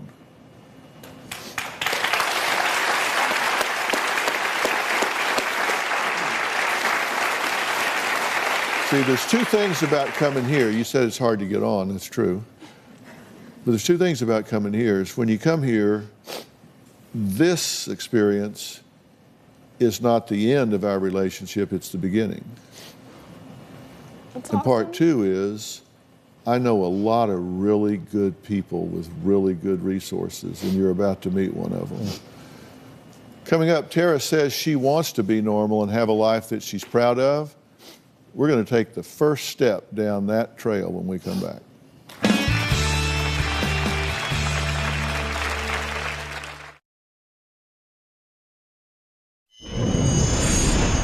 Hi, Dr. Phil. So now I just feel really alone and bored. It's like as much as I want to be around people and have that interaction, I really feel like I don't even know how anymore. I would love to go have some friends and go do something fun today, or, you know, go to a job and work, but just kind of like removed myself from everything. I do feel hopeful, and I'm looking forward to meeting you, because I know that if anybody can help me get through this, pretty sure it's you. So thank you for giving me some hope. Well, Christina emailed us saying her daughter Tara doesn't know how to deal with adversity, and she blames her ex-husband Jim for not doing some of the things that might have prepared her. She blames herself as well, because she knows she could have done more than she's done. And so you're here now, and you're glad you're here, right? Yeah. Do you feel worthy of all this attention? No. Yeah. Why do you think I ask you that? Because you think I am? Yeah. And I know you don't think so. Yeah. I know you don't think so, and so that makes you nervous, right? Because you got all this attention. You wanted to be here, you wanted to meet me, right? And all that, but then when I'm all focused on you, you're thinking, you know, come on, move on. You know? I mean, you're spending too much time on me, right? No, I mean, I really appreciate it, obviously. It's just, like I said, this is a very difficult thing. I've spent a lot of time, like, it's in my own head. It's a war that I fight every day, and it's hard for me to expect anyone else to understand it when I don't even understand it that well myself. Do you think I understand it? I hope so. I think so. That's why I'm here. My brain's gonna tell me that you don't, and it's gonna fight it the whole way, but I know you do, that's why I'm here. Well, I asked you about your internal dialogue. I told you how much you tell yourself that. Yeah. I explained your anger, your social anxiety, and you're living in a highly toxic situation. And, you know, your dad down here, he said he's made some stupid mistakes along the way, and he makes some every day because he's in a pattern. But he's doing the best he knows how. Yeah. That's all he can do. He's just doing the best he knows how. I know that. Hell, he's there. Yeah. And he's here. Yeah. You gotta give him credit. He came here. He's here. He's doing the best he can. And I hear you say that, you know, you really love your mother and you recognize that she's trying. Yes. And I know that she wants to be there. A lot of people just don't know how. That everybody's here. Yep.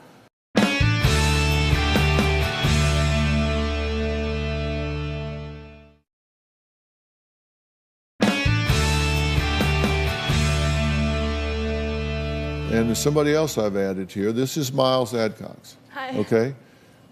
He's the owner and the CEO of Onsite. Onsite is the worldwide leader in intensive workshops. And by that, I mean they deal in a very customized way with putting together intensive treatment for people that have been through trauma, people that have lived with trauma. And they specialize in them. And I always like to describe what you guys do so well is hit the reset button. I couldn't agree more. Tara, based on your circumstances, what makes sense to me is that you struggle trusting people or trusting circumstance. What doesn't make sense and what surprises me is based on your circumstances, you still run towards hope. You're a bright, intuitive, empathetic young woman. And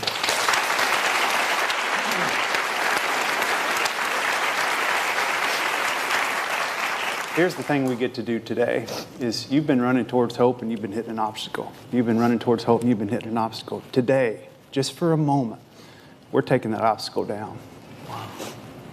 Because today, somebody you can trust is Dr. Phil and me and my team, and we're going to take good care of you. Thank you. They're going to focus on you and get you to the point that you can look in the mirror and like who you see. Nice. And then we're going to start making a transition program to get you into a position in life where you can stand on your own 2 feet, be self-sustaining, and be proud of who you are and what you do. And that's my commitment to you. That's Miles and his team's commitment to you. You deserve it. Yeah. It's your time. No. It's your turn. It's no accident that you're here today. I really appreciate that. I mean, I'm really scared. That was one of my fears of coming here because as much as I'm scared of things staying the same, I'm afraid of change too, but that's why I'm here, because I'm hopeful and I do trust you and I know you've helped a lot of people, so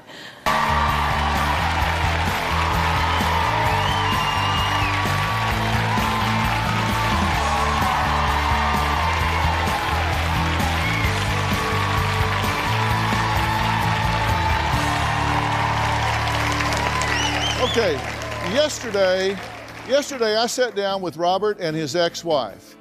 Jeremy, who claimed her ex-husband lost their entire $1 million retirement savings on day trading and bad investments. And he didn't stop there. She says Robert also spent their hard-earned money on online scammers who he believes are women interested in dating him. Now, Robert says he's well aware that there are scammers online, so he wanted me to verify that the women he referred to as his top 5 were the real deal. When we retired, he began to get involved in the day trading. I had to tell her we lost everything. Our $1 million nest egg was gone. After 40 years of marriage, I filed for divorce. At this point, there's approximately a half dozen women that I have a strong interest in. This is Sophie Preston. Sophie lives in the Modesto area. Sophie is mute. I've already said Sophie, about $10,000. This is April. April and I are engaged. She's in the country of Tonga. I think in her particular case, I don't think she is scamming me. This lady is Jane. Her and her daughter are now being held in captivity. The house she's lived in is a fortress that has security guards with guns and attack dogs. I said, I'm going to the FBI. The FBI agent said he would pass it on. That's the last I heard. For a man who's supposed to be smart, he is dumber than most. In a perfect world, you would like somebody that's young, attractive, interesting, funny, exotic, and rich. Yes. Robert says he is currently focused on 5 women. However, one woman in particular, he says he's ready to marry as soon as possible. That's Sophie. So, and her father's leaving her $5.5 million. She doesn't have access to it. It involves a Nigerian company. That tells you something right there, right? Tells me a lot. What do you think about that? It's pretty incredible. It's kind of like a soap opera, really. Mom's dead, dad's dead, brother got the house, she's mute. And I I can expect tell any minute for her to get amnesia. Well, we did some sleuthing and we found out some interesting things about Sophie Preston. You did look at her passport. Yes. And this is clearly fraudulent. The lines down here are red, It's real clearly ones. fraudulent. This is her driver's license. Yeah. Okay, you know this is fraudulent Absolutely. too. You have a fraudulent passport and a fraudulent driver's license. Show me a document that's not fraudulent. Well, I don't have it on me. Do you understand that your assistants were asking for information at a rapid-fire rate in a very short period of time? You were busy being belligerent is the reason you were having trouble getting all your documents Is that a fact? together. Yes, that is a fact. Wait a minute, you're talking over me. Stop talking over me. If you want the answer, you're gonna have to let me talk, okay? We don't have a show then, because I'm not gonna say their actual first name. That's an example of belligerent. Do you want to be right or do you want to be happy? I want to be right, and I want this show to be right. You know, I decided to let it pass, you being rude and belligerent and abusive with my staff, but if you want to take that to task, we can, because you are a loudmouth bully. Did you have the other side of that conversation? You know, in a phone conversation. Yeah, I got the other side of that there's two sides. conversation. You want to bully them, bully me, Buster. You want the information or do you not? I do. Okay. We sent a staffer to the town where Sophie Preston says she and her attorney, who is managing her inheritance, Bernard T. Williams, live. Can you guys tell me if you've seen this woman? I've never seen that woman here. Do you recognize this woman? No. Robert is still talking to 4 other women, April Jean, Jane Hodges among them. Robert may be thrilled to know we found out about April Jean. This is what Robert knows about April Jean. Date of birth, 9/28/89 in Colorado. Age 30, currently working in Tonga as a freelance architect. Hired by Bond Construction in Houston, Texas. Moved to Tonga for contract work on November 10th, 2019. Her mother's from Mexico, deceased 17 years ago. Father from California, deceased. Former boyfriend, deceased 2 years ago. Permanent home is with her grandmother in Lubbock, Texas. Grandmother recently died, however, just 3 months ago. She attended the University of Colorado or Colorado State between 2006 and 2010. They've been talking via email and text for a couple of months. Robert exchanged $3,000 in gift cards for her. Robert claims they met concerning a lost package. It was just kind of happenstance, right? That's what it appeared, yeah. Yeah. And here's what April Jean looks like.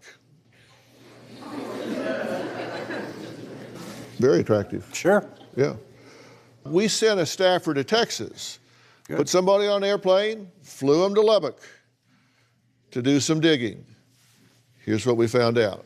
The Dr. Phil Show has been told by Robert that April Jean lived in this house with her grandmother before she had to leave for a freelance architecture job in Tonga. Let's take a look.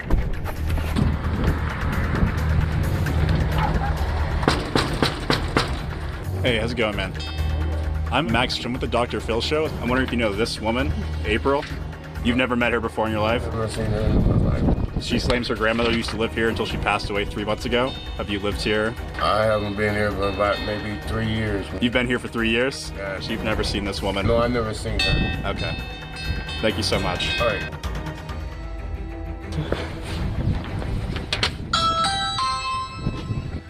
How's it going? I'm Max. I work with the Dr. Phil Show. How long have you lived here? 37 years. 37 years. Have you ever seen that woman? No. Her name is April Jean. You've never seen her before in 30 years you've lived here? Mm-mm. Okay. Mainly been black people to me. That's it? Yeah. Good to know. Thank you so much. Well, Dr. Phil, it's safe to say the people that live at the address that Robert gave your team have never met April Jean. They say she has never lived there. Here's what we found out about April Jean. There's no April Jean with a date of birth 9/28/89 that lived in Texas, Colorado, or anywhere in the United States of America. There is no April Jean that attended the University of Colorado or Colorado State between 2006 and 2010. There's no April Jean that worked at Vaughn Construction Company in Houston, Texas. We talked to Vaughn Construction Company. Good. She doesn't work there, has never worked there, never heard of her. Okay. It just simply doesn't exist. I get you. I'm glad you couldn't cover this. You get, I got she it. doesn't exist. None of them exist because it's the same pattern over and over and over and over again.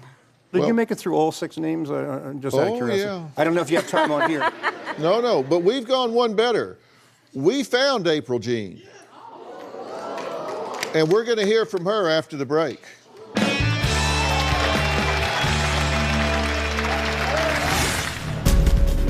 Every one of those is ambiguous, and I'll tell you why. Because the information is coming from a guy who actually is not a guy that's going to tell the truth about who he is. You're not dating him, you're dating her. And later, and you sent her about $5,000, but you never got the gold. No, she got arrested before that happened. Bob, is this the same one that you had checked out by someone who was in Ghana? Let's ask Dr. Phil. He asked the questions, not you.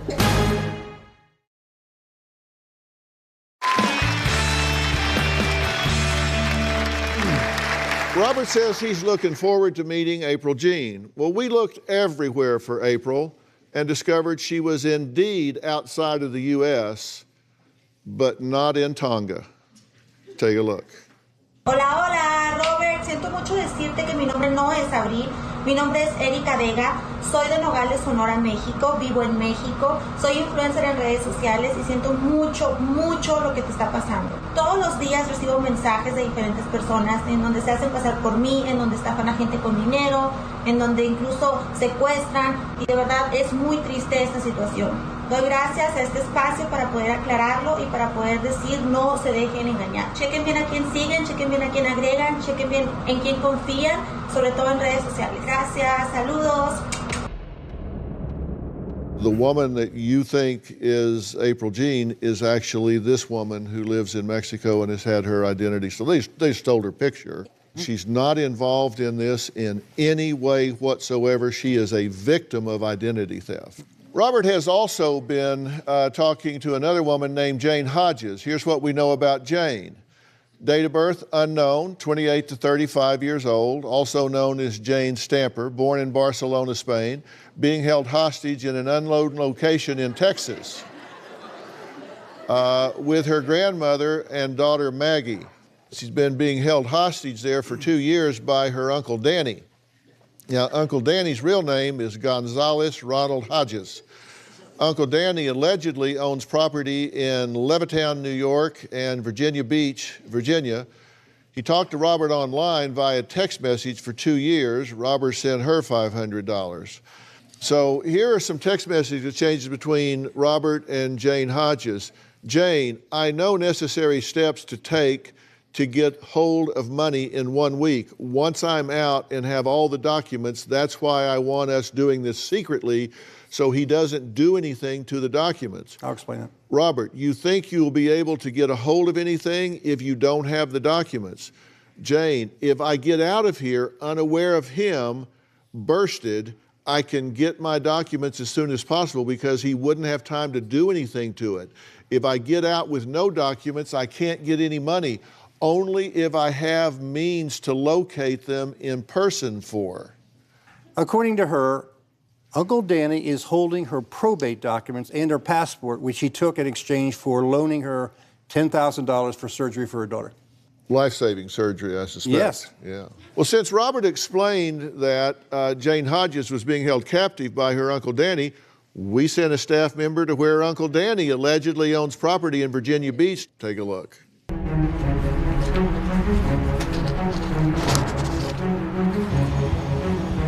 Okay, then I'm going to try the neighbors.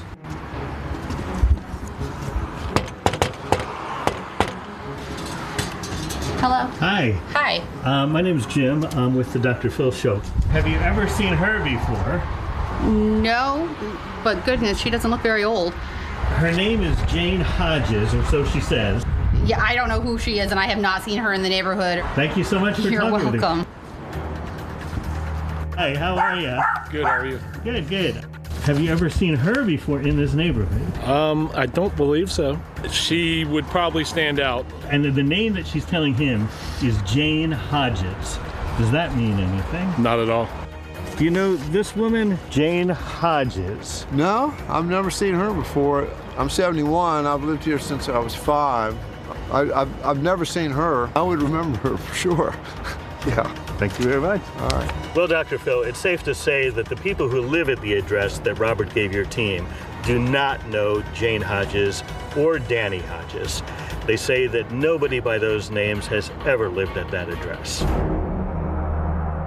There is no Jane Hodges with that name in the age range at all anywhere in Texas. There's no Jane Stamper in the entire United States with that name in any kind of age range in Texas or U.S. No Gonzales Ronald Hodges in the entire United States.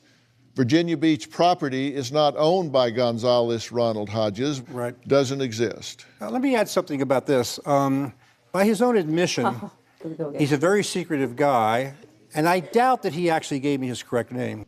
But every one of those is ambiguous, and I'll tell you why. Because the information is coming from a guy who actually is not a guy that's going to tell the truth about it, who he is. He doesn't want to be found. You're not dating him, you're dating her. No, but it's part of the credibility, and that's why you look at other people too, right? Well, exactly how has Robert been able to send women money while living mainly on Social Security? A former roommate of Robert's will shed some light on that. We'll be right back.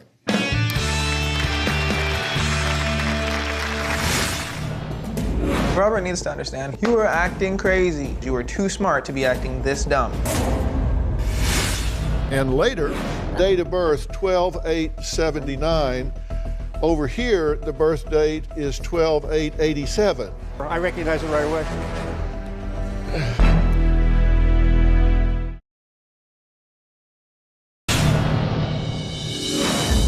Robert is very desperate. He's talking to women that look like Kim Kardashian. These are some women that I personally couldn't even talk to or pick up, and I'm not a bad looking guy. One day he was telling me about a lady who he had just met online who had got stuck in Honduras.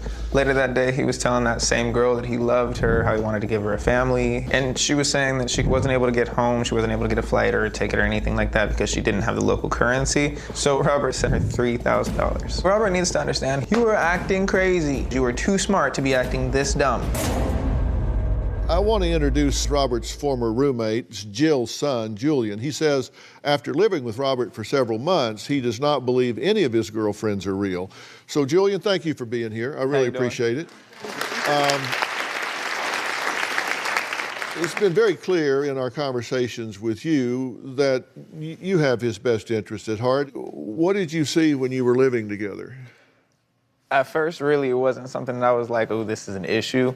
And then just watching him, his daily habits are constantly on the computer. It was that, or he would walk, and he'd be like, oh, I'm gonna go walk. And I'd be like, okay, where are you going? And he'd be like, I'm going to Walmart. I was like, oh, he's going to send somebody else money. So it started to be an issue because, Robert will neglect himself to talk to these women. He really won't listen to reason. It's like he wants it to be real so bad that no matter what happens to disprove it, he's still gonna be like, yeah, it's true. I think you're exactly right, but it goes on. There's another woman. The fourth woman Robert is talking to is Rosalind Randy. Here's what we know about her. Date of birth, 3/14/84, Minneapolis. 35 years old, currently living in Ghana. Formerly lived in Sweden with a grandmother. U.S. passport. Robert admits it was forged, but says it isn't concerning. Both parents died 3 years ago. 2008 to 2012, attended Roosevelt High School in Minneapolis. 2012, worked as a lab tech in Sweden, worked as a midwife in Ghana. In 2015, worked as a vaccination project supervisor in Ghana. April 2016, received nursing degree in Ghana. Owns a clothing shop in Ghana, has $16,000 in gold bars, and you sent her about $5,000? Related to the gold, yeah. related to the gold, but you never got the gold. No, Now, this- she got arrested before that happened. Is this the same one that I know, Bob?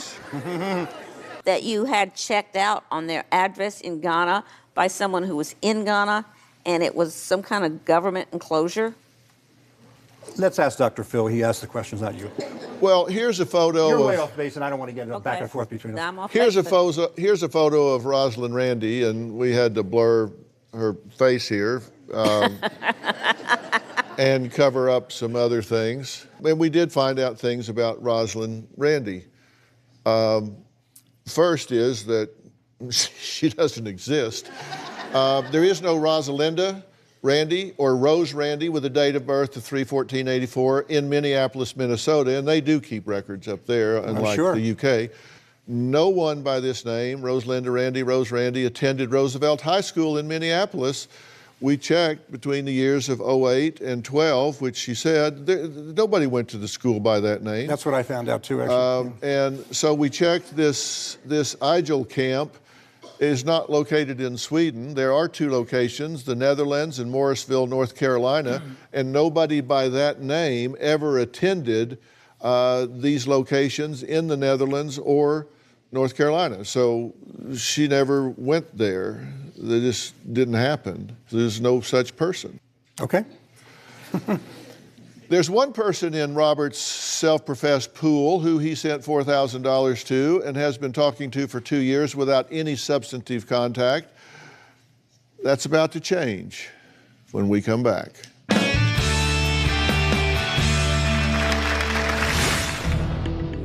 Does that answer your question about whether Yes. she's real or not?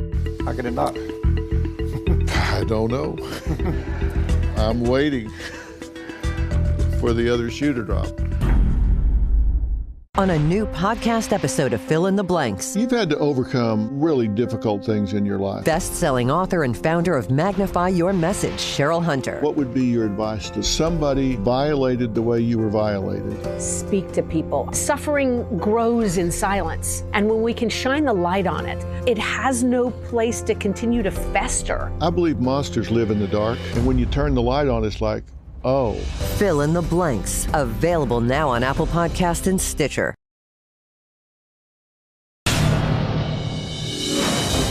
This is Wendy. She's also a fashion designer, although I never really got close to her from the point of view of romance. I continue to talk to her right up till now. We worked out an agreement about having to help her with her inheritance. She has an inheritance of $5 million. Probably gave her close to $4,000. I have not received any money back. Now, here's what we know, or at least has been represented about Wendy. Date of birth unknown, age 30 to 35, formerly lived in San Francisco, currently lives with friends somewhere in California. Occupation, freelance fashion designer, right? More or less. Attorney, Arnold Pittenger.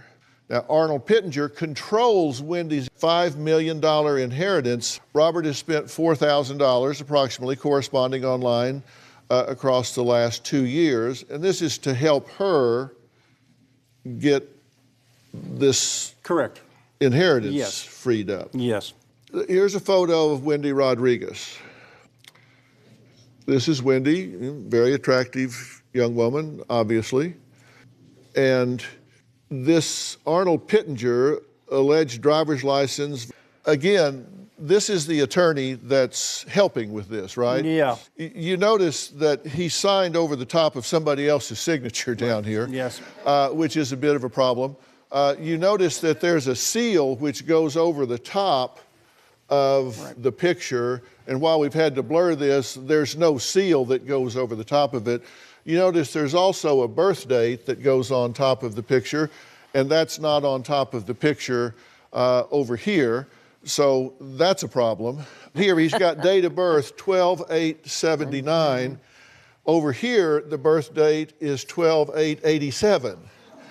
So the birth date isn't even the same when you go from here just to over here. It's not even the same. They didn't even go to the trouble to put it the same on the same document. Yeah, it was very poor. I recognized it right away. Well, first off, there's no Arnold Pittenger in California or the U.S. with a date of birth that matches the driver's license, either date, actually. No Arnold Pittenger practices law in California. This is a made-up entity. He doesn't exist, not as a lawyer or anything else. Robert says he's looking forward to meeting Wendy Rodriguez. We looked everywhere for Wendy, and we found an answer very close by. Take a look. Hi, Dr. Phil. My name is Sierra Rogers. I live in Los Angeles, and I'm the founder, CEO, and designer of Babes and Felines. Hi, Robert. Obviously, I'm not Wendy Rodriguez. I'm sorry that someone fooled you into thinking that. What I would suggest in the future before sending gifts or falling in love with someone, maybe FaceTime or meet up with them in person. But it's nice to meet you. Does that answer your question about whether Yes. she's real or not? Well, yes, sure. How could it not? I don't know. I'm waiting for the other shoe to drop. So how did Robert, an intelligent man with a PhD, fall for all of these scammers? I have some thoughts as to why, and I want to chat with Jill about this when we come back.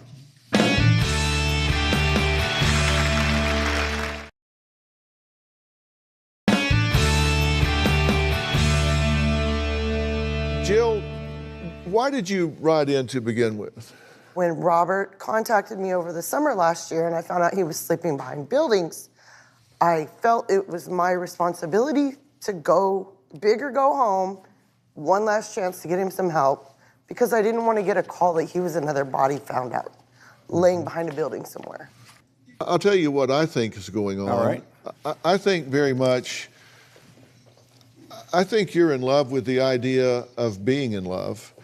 I think you live in this fantasy world of, this is going to be great, and you're so tunnel visioned on what that would be like that you ignore all the warning signs along the way because you want that to happen so badly. Why don't you just use an app like Tinder or Match or OkCupid? There's a lot of dating apps that are practical. They're like, hey, we'll meet up here in this physical place, not, hey, I'm in Africa, by the way, send me $1,000 and then we'll link up.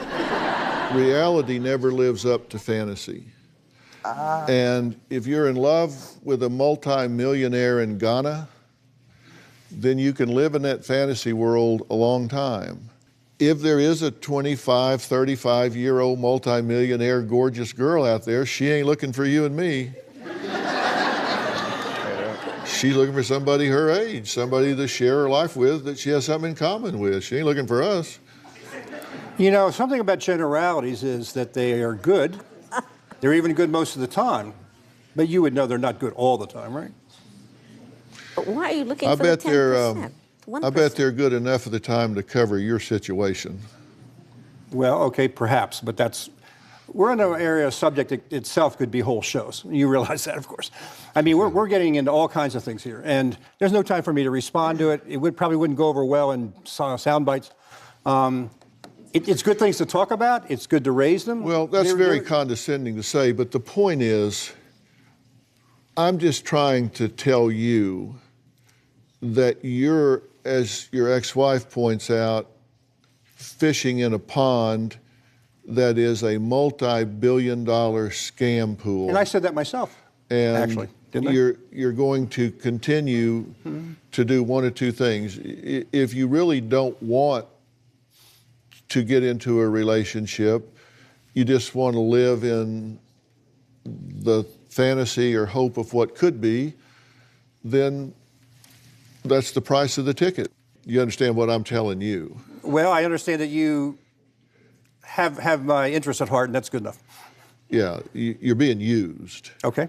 He told me I would rather die with my boots on, so to speak, go out in a blaze of glory, and it's like I'd rather be homeless every week and buy that lottery ticket, and maybe one day I hit the numbers, and if I don't, then I died trying.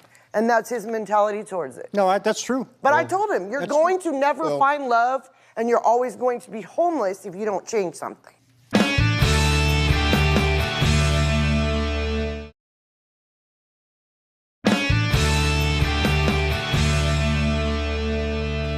You wanted my opinion about these 5 women. Right. I've given it to you. I think they're all identity theft scams, and I hope you'll unplug from all 5 of them. I will. You've been sitting here telling me about how $8,000, $4,000, $3,000, all that money. I have spent the last 4 years working myself I'm aware. crazy I know. in order to be able to live. I know. I've done a pretty good job of it. You have. And you have said that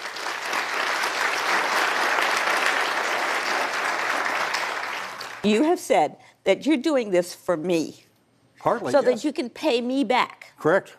Well, these women have seen your $8,000, your $4,000, your $10,000, your $19,000, and I haven't. And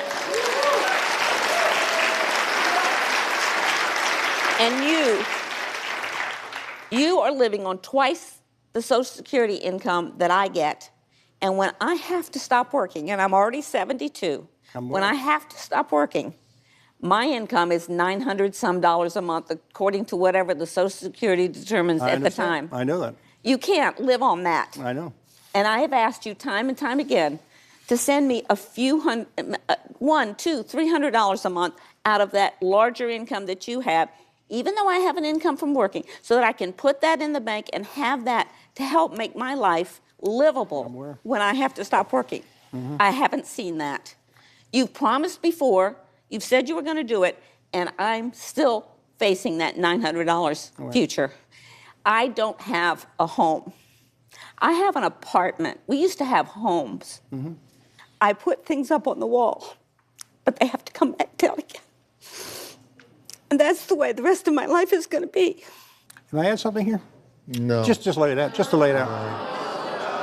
No, you've talked the entire time, and it's her turn. And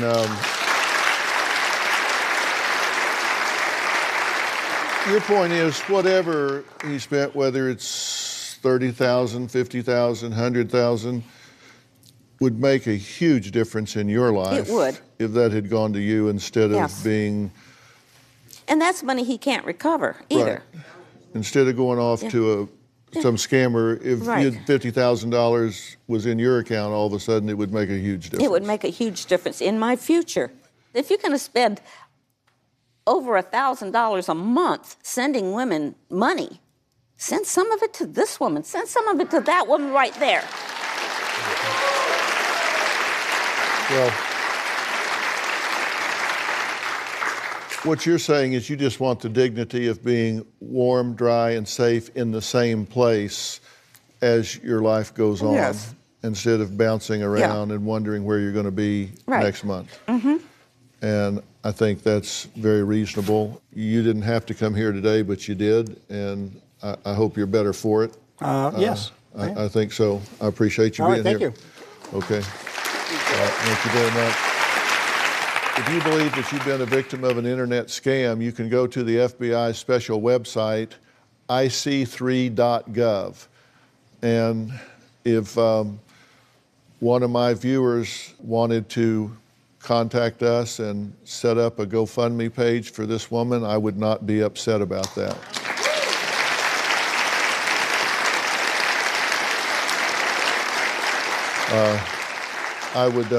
I would certainly contribute to it. So I'll see what you, the viewers, do about this. We'll see you next time.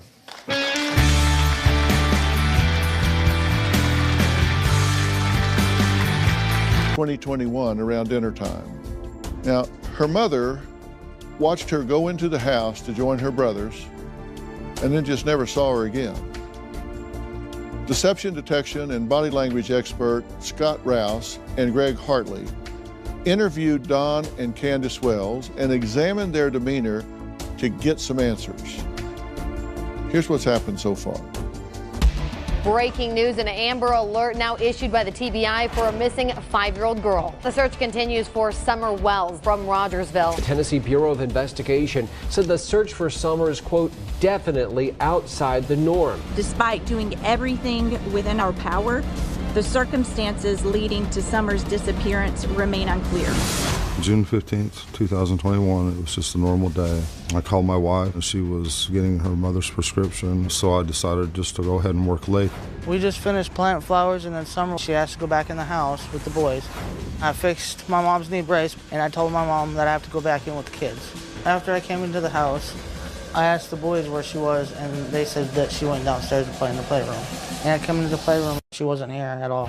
About 5:30 p.m., my wife Candace called and said she couldn't find Summer. I says, well, hang up for me and call 911. So I threw my tools in the car, got in there, and started down the road and called 911 myself. I pulled down here. I noticed my 3 boys are together, and my heart sunk because I knew she was abducted.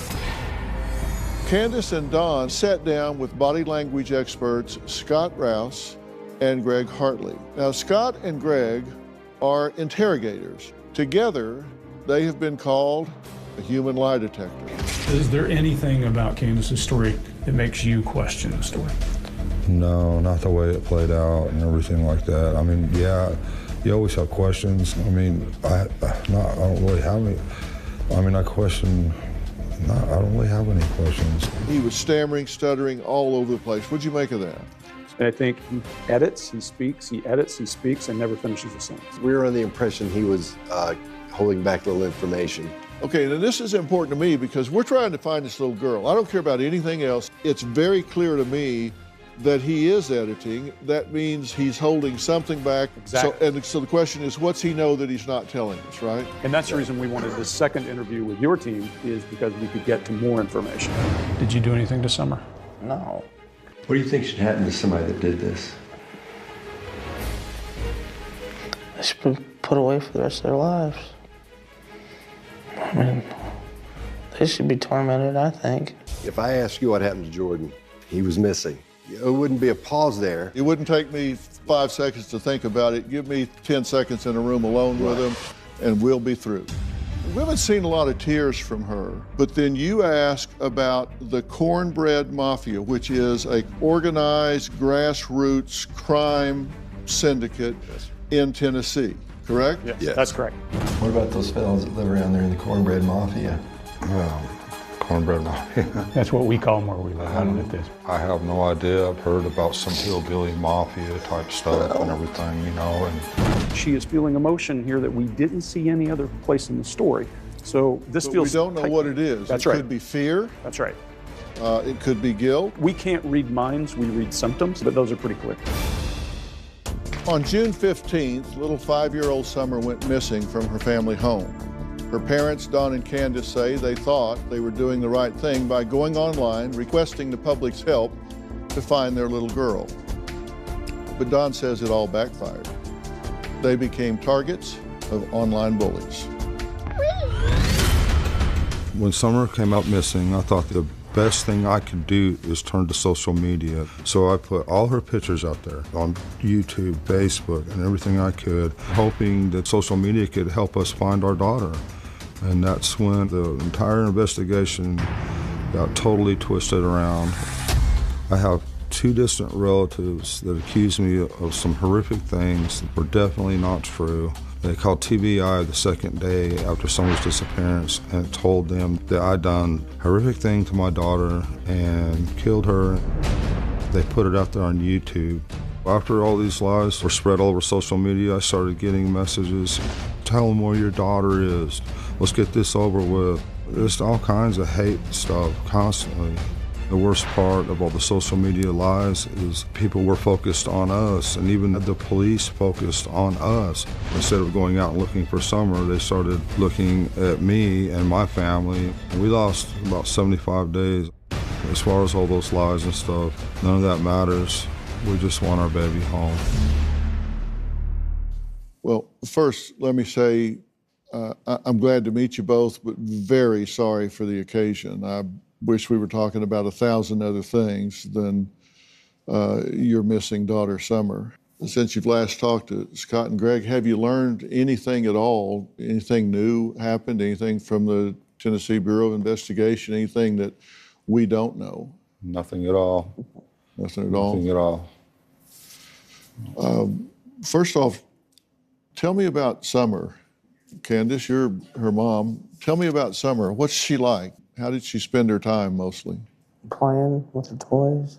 Yeah. Did she like to play inside, outside? She liked to be outside most of the time. Yeah. You have the three boys, and then Summer, she was the youngest. Yeah. And how'd she get along with the boys? She was boss of the boys. She ran the ran the boys. Yeah, I kind of in watching her run around, she sure had a lot of energy. Was she one that would wander off, chase a butterfly, do something where she would look up and realize she was further away than she thought she might be? No. She stuck close to the house? She stuck close to the house. Was she a daddy's girl or a mama's girl? She was a daddy's girl. Daddy's girl? Yeah. There were some vehicles that were seen around the property that day. A red truck, for example, was seen nearby. Did that person ever come forward and identify themselves? Never did come forward as far as we know. Do y'all know anybody with a red truck? No. You know, statistics tell us that when children are abducted or molested or in any way victimized, it's very seldom by strangers. It's a friend of the family, a family member. It's somebody that has access to the family. Do you have any idea, any concept of anybody that would have had knowledge of your property, how to get down that road, how to do anything that and I'm not asking you to name somebody here, but is there anybody that comes to mind that might have seen Summer or targeted her in some way? Not that we know of. We've been thinking about that constantly, constantly just trying to think.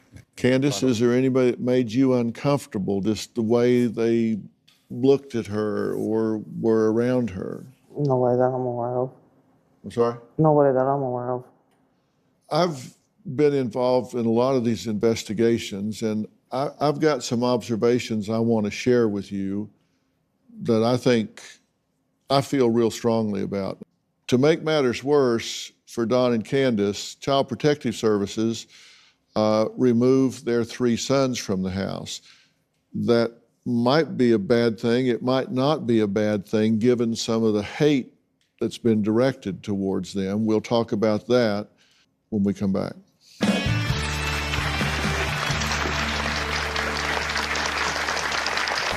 Once Summer was taken, CPS had to open a case for our good and for the boys' protection. So CPS thought our house was dangerous. The CPS took our boys, which I was glad at the time. I was glad that they were not here because I was scared to death for their lives. And later, you didn't do anything to hurt your daughter? No, sir. You didn't do anything to hurt your daughter. Do you know something about it that you haven't shared?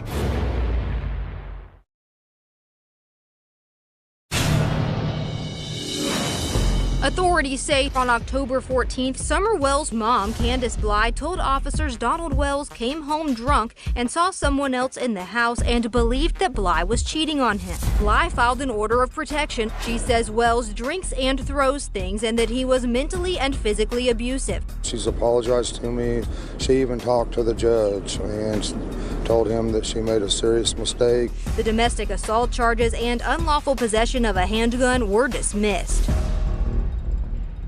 For Don and Candace, it was bad enough dealing with the stress of their 5-year-old daughter Summer disappearing 4 months ago from their rural Tennessee property.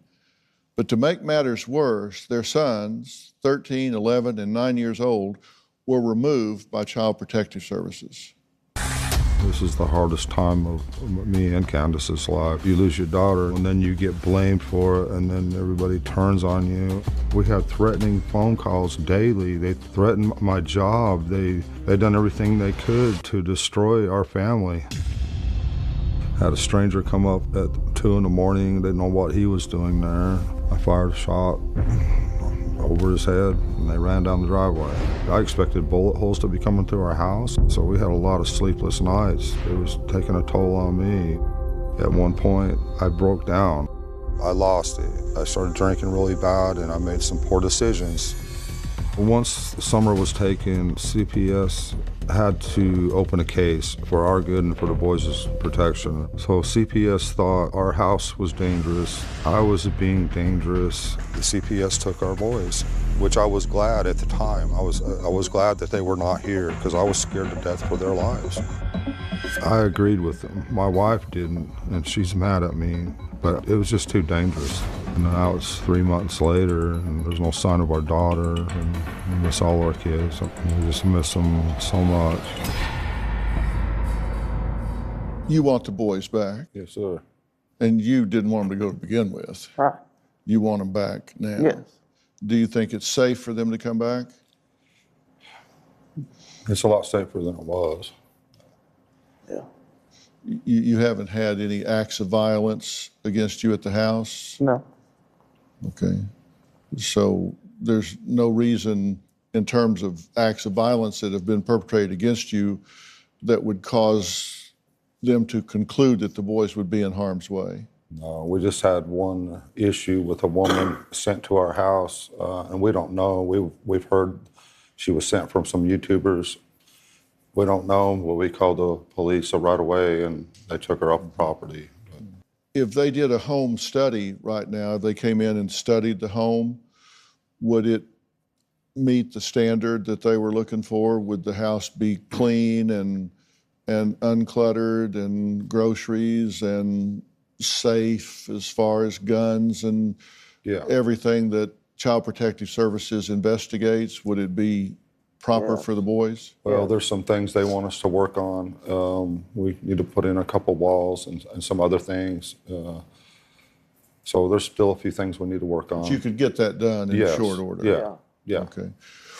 Well, let me tell you what I think. And like I say, I've done this a lot, and I trained as a forensic psychologist, looking psychology and the law and the forensics involved with human behavior and conduct. And based on the timeline and the factors here, it's very clear to me, based on the facts, that neither one of you did anything to hurt your daughter. No, sir. No, sir. That's very clear to me. Awesome. So are you understand that I understand that? Yes. And you understand that initially, the first thing they do is look at if it's the husband that goes missing or gets killed, they look at the spouse. If it's the wife that goes missing, they look at the husband. Yeah. Because statistically, oftentimes that's who it is. Again, because of access. Right. Opportunity, motive, means, all of that, they look at the spouse. And so when something happens to a child, parents are the ones in control of the child, so that's the first place they look. Yes, sir. And when I first studied this case, the first thing I looked at was, okay, what would be the opportunity for the father and the mother? And I looked at that, not knowing y'all at all, just to look at it. And given the timeline, there's no way that either one of y'all did harm to your daughter, and I hate to even say these words, killed your daughter and hid her body in the woods somewhere. I just don't believe that's even possible.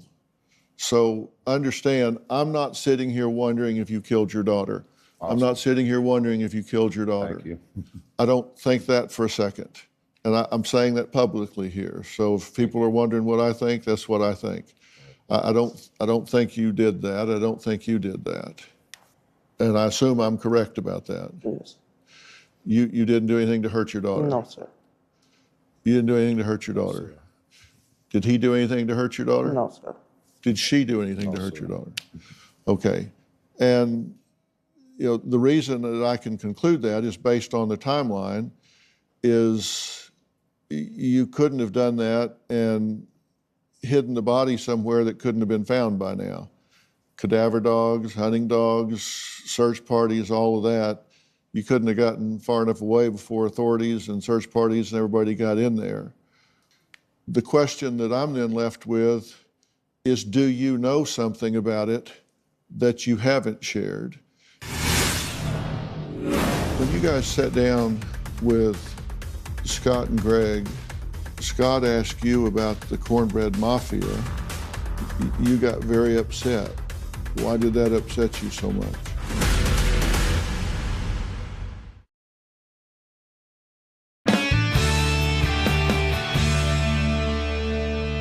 Do you know something about it that you haven't shared?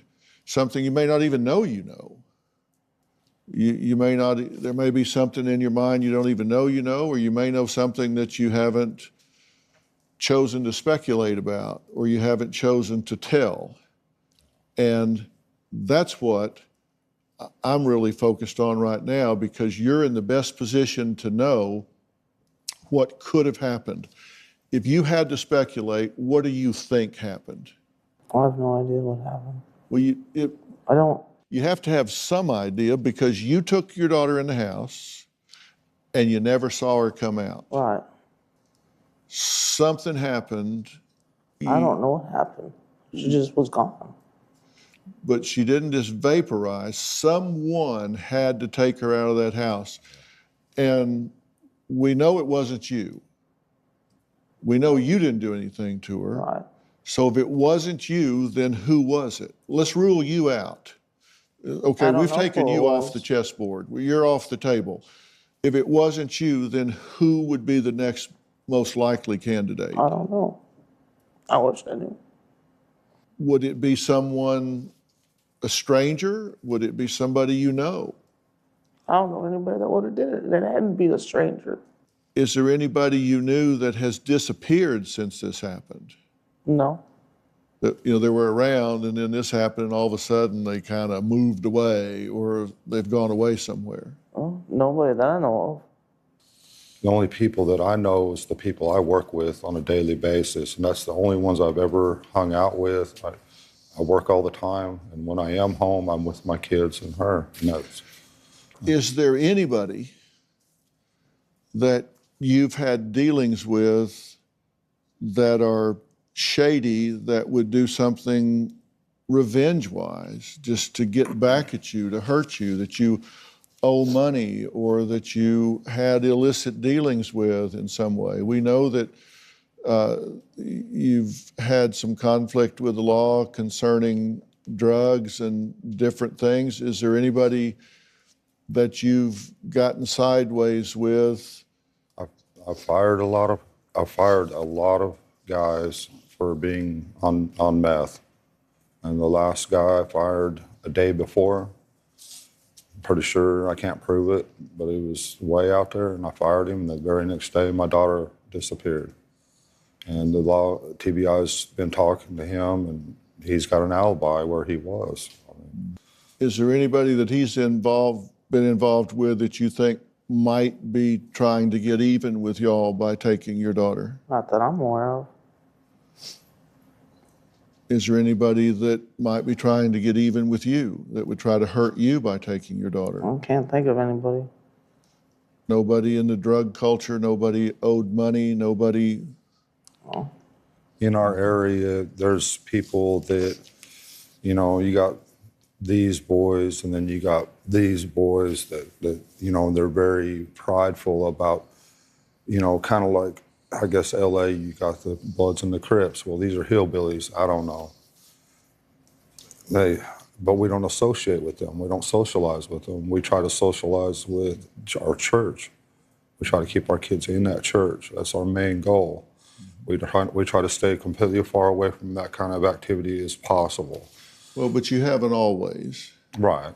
When you guys sat down with Scott and Greg, they ask you about organized crime in the area. Right. Because we know that there's trafficking that goes on. Yeah. People take children, and I hate to even say this because it's such a horrible thing to think about, but they take children and they sell them. They sell them into all different kinds of different lives, whether it's sex trade, slave trade, different things. That happens here in LA, it happens there. And they ask you about organized crime. Mm-hmm. When Scott asked you about the Cornbread Mafia, you got very upset when he asked you about that. Why did that upset you so much? In her mind, feeling like she's being interrogated. That's not interrogating you. We're trying to help you find your daughter. You got up and left the interview, and I didn't understand that. Intuition is not a belief. Intuition is a tool. Wow. The secret to going with your gut. I'm hired to train traders to be better traders and doctors to be more intuitive doctors. With world-renowned intuitive Laura Day. Anyone's brain reacts in advance. It is an innate human ability. I've got a secret with Robin McGraw. I'm a huge advocate of following your gut. Available on Apple Podcasts and Spotify.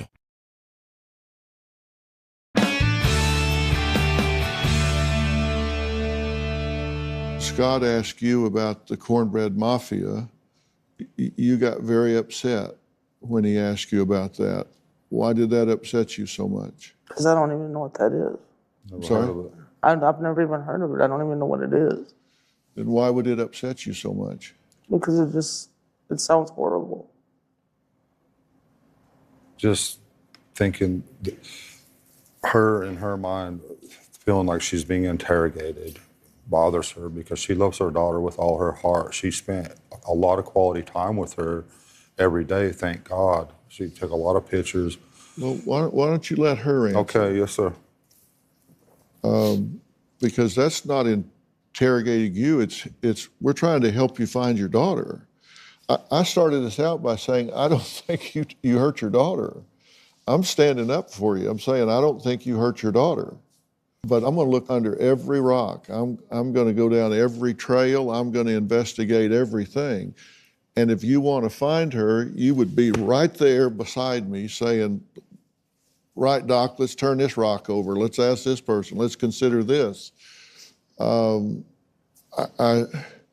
It doesn't make sense to me that, I mean, you got up and left the interview when he asked you about that, and I didn't understand that.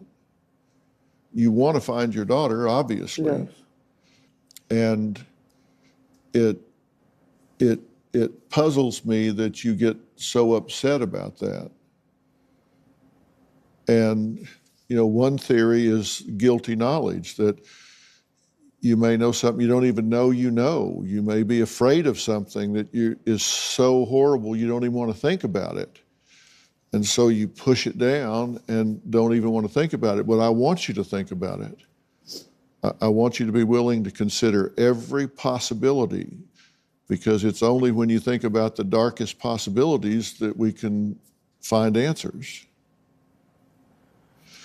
And the Cornbread Mafia, Scott, define that for us. Sort of an organized crime syndicate in the South. It runs from Tennessee to Georgia. It's widespread. Mm-hmm. And some parts are thicker than others, but overall, it's there. Yeah. And it's kind of a homegrown, this isn't out of New York or Miami or Chicago. This is a local syndicated mafia. There's a lot of meth trafficking in it. There's a lot of all sorts of things. Yes, sir. And there are a lot of meth labs in that area, and this is all organized. These aren't independent. Correct. It's even harder to penetrate because everybody knows everybody. Right. That's and there is trafficking involved in that part of the country, like every other part of the country. And so one of the theories is that someone abducted her in that regard. And I don't know that. I'm just saying you have to consider that. Somebody took her for some reason. That's been one of my theories, because there's been a lot of people coming up to our house and just taking whatever at night. They come up, they knew where we were one day, and they took all the tools out of my shed. And that's been one of my theories, is someone local that's been watching us. And then the other theory is a more professional type mafia or whatever, I don't know. But that's always been one of my theories. But I never heard about no cornbread mafia. That's the door to her room. Yes. If she came out that back door and there was somebody there, could they have grabbed her right there? Yes.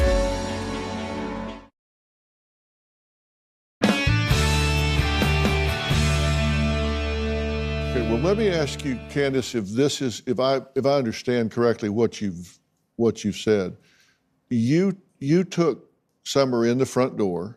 Yes. And you said to the 3 boys, keep an eye on Summer. Yes. Okay. Then you did what?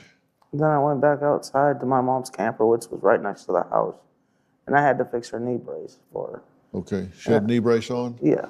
And that took? Only 2 minutes. Okay. And then what'd you do? I went back in the house. When you went back in, what'd you see? And the 3 boys sitting there watching TV. Okay. And no Summer? No Summer. Okay. What'd you do then? I asked the boys where she was at, and they told me that she went downstairs to play with her toys. Okay. Would she do that? Would she say, hey, I'm going downstairs to play with my toys, or would she just go? No, she'd tell the boys. What'd you do then? Well, I hollered for her at first. And no response? No response. So what'd you do? So I went directly down there. I looked for her everywhere I could look, in the room, under the blankets, whatever, and she was gone. Yeah. All right. What's the way to get out of there besides coming back upstairs? Just the basement door. That back door? Yeah. Okay.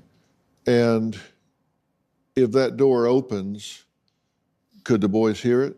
No, if they had the TV up loud. Okay. All right. Is she known to go out that back door? She'll go out the back door, but then she'll circle around by her swing. Okay. Back around to the front? Yeah.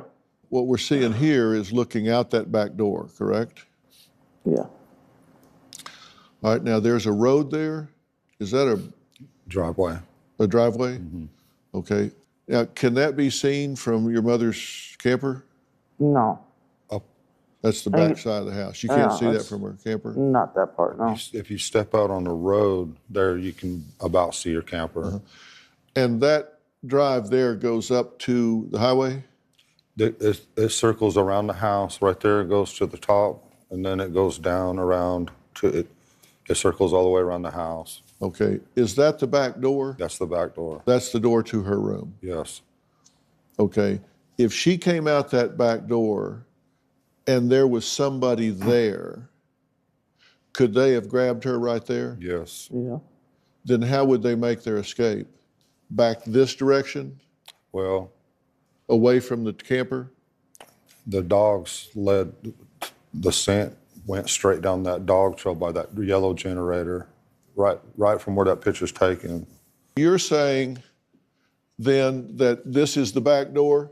Yes, sir. And you're saying that there was a scent that went this direction? Yes, all the way down to Ben Hill Road. All the way where? All the way down to Ben Hill Road. Okay. Now, if this looks like a big circle, how do you get back to the highway? So you go down the driveway to Ben Hill Road and then turn left, and it takes you out to Beach Creek area. Okay, so for someone to drive away, they would have had to come on around the circle and exit here? That's a possibility, but we think they were parked down on the Ben Hill Road. Okay, so you think they would have walked on down through the woods to the road? Down, that was and left the car down at the road? Yes. And that's what the dogs indicated. The scent went down to the road, and then somewhere on that road, the scent disappeared. But how would they have known she was going to be there? Would they have gone inside the room to get her? Possibility. I wasn't even aware the trail was there. Okay.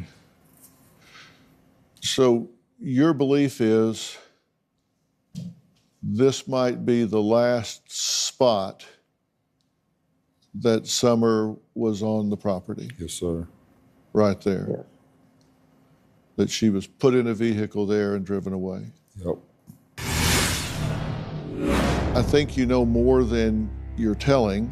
We need your help to find your daughter. You show signs that you're hiding something.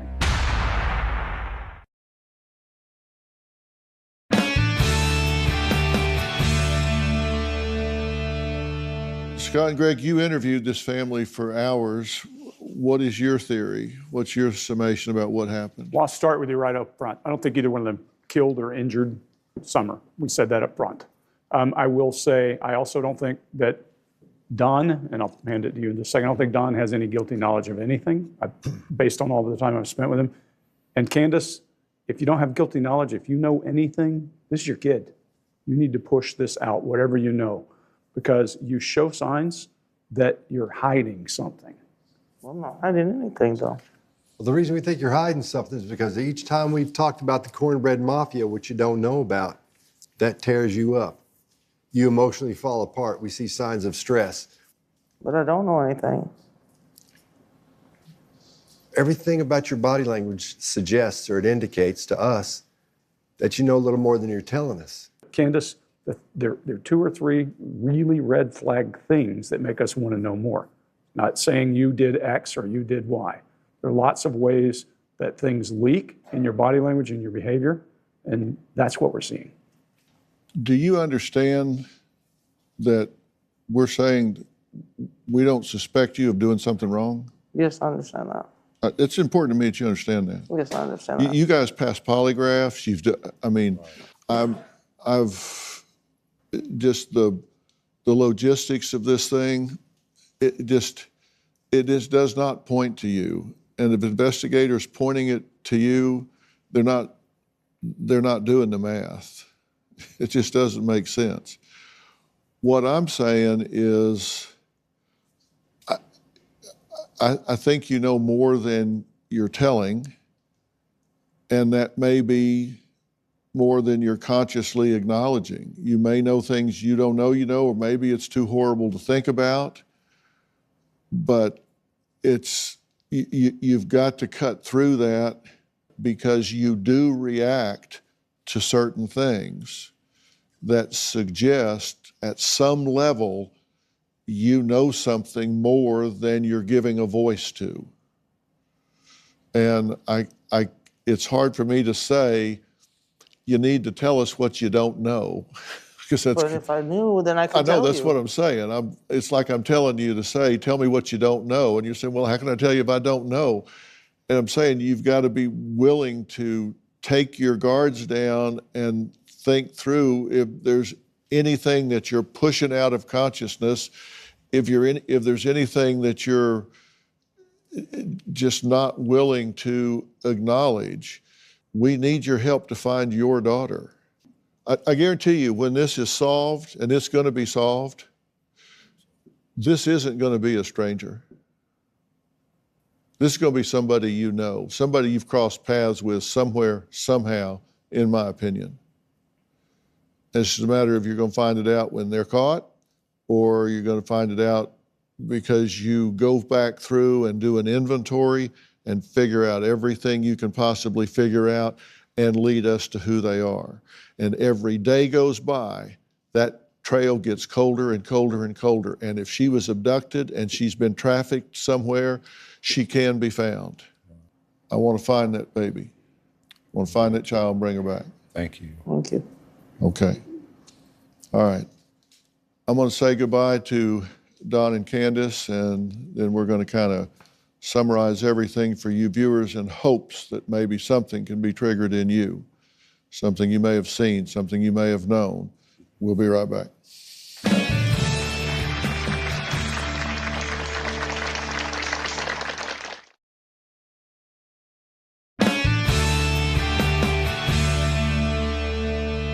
We've dismissed Don and Candace. You had the opportunity to observe the interactions.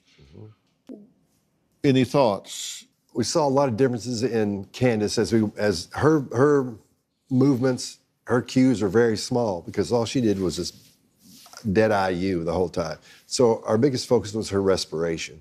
And if you'll go back and look at some of this, as you start talking about the cornbread mafia, as you're easing up to that, we'll see your respiration increase.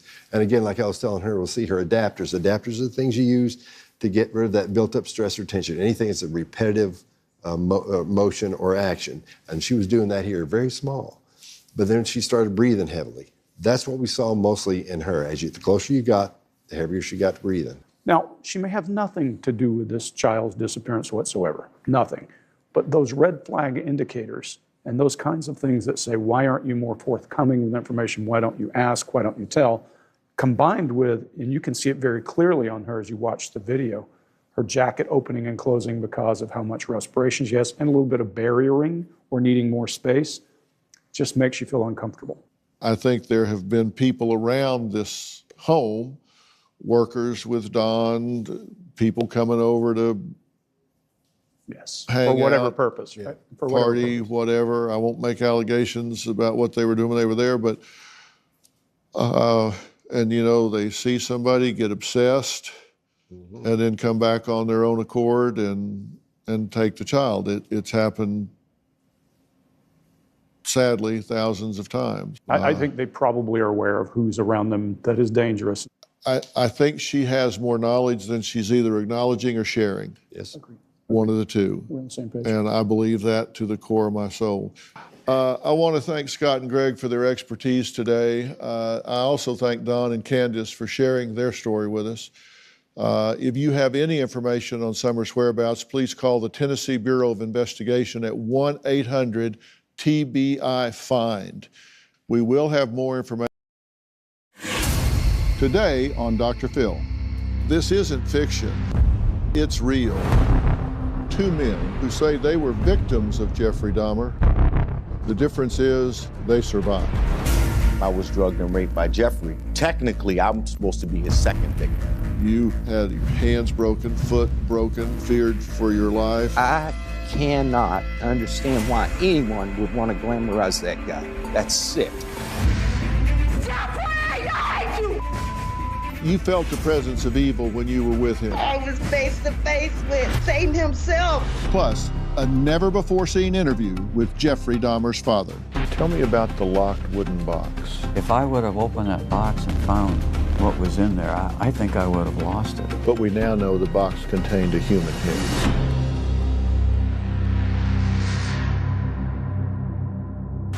You know, today it seems like we have become a nation obsessed with true crime.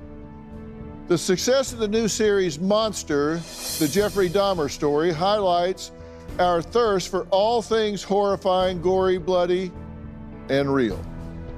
Now, Monster landed the #1 spot on Netflix, was streamed for 200 million hours when it first dropped. Now, that's a lot of people spending a lot of hours consuming unthinkable, traumatic, and true events, really as entertainment, as fascination, as obsession. Take a look.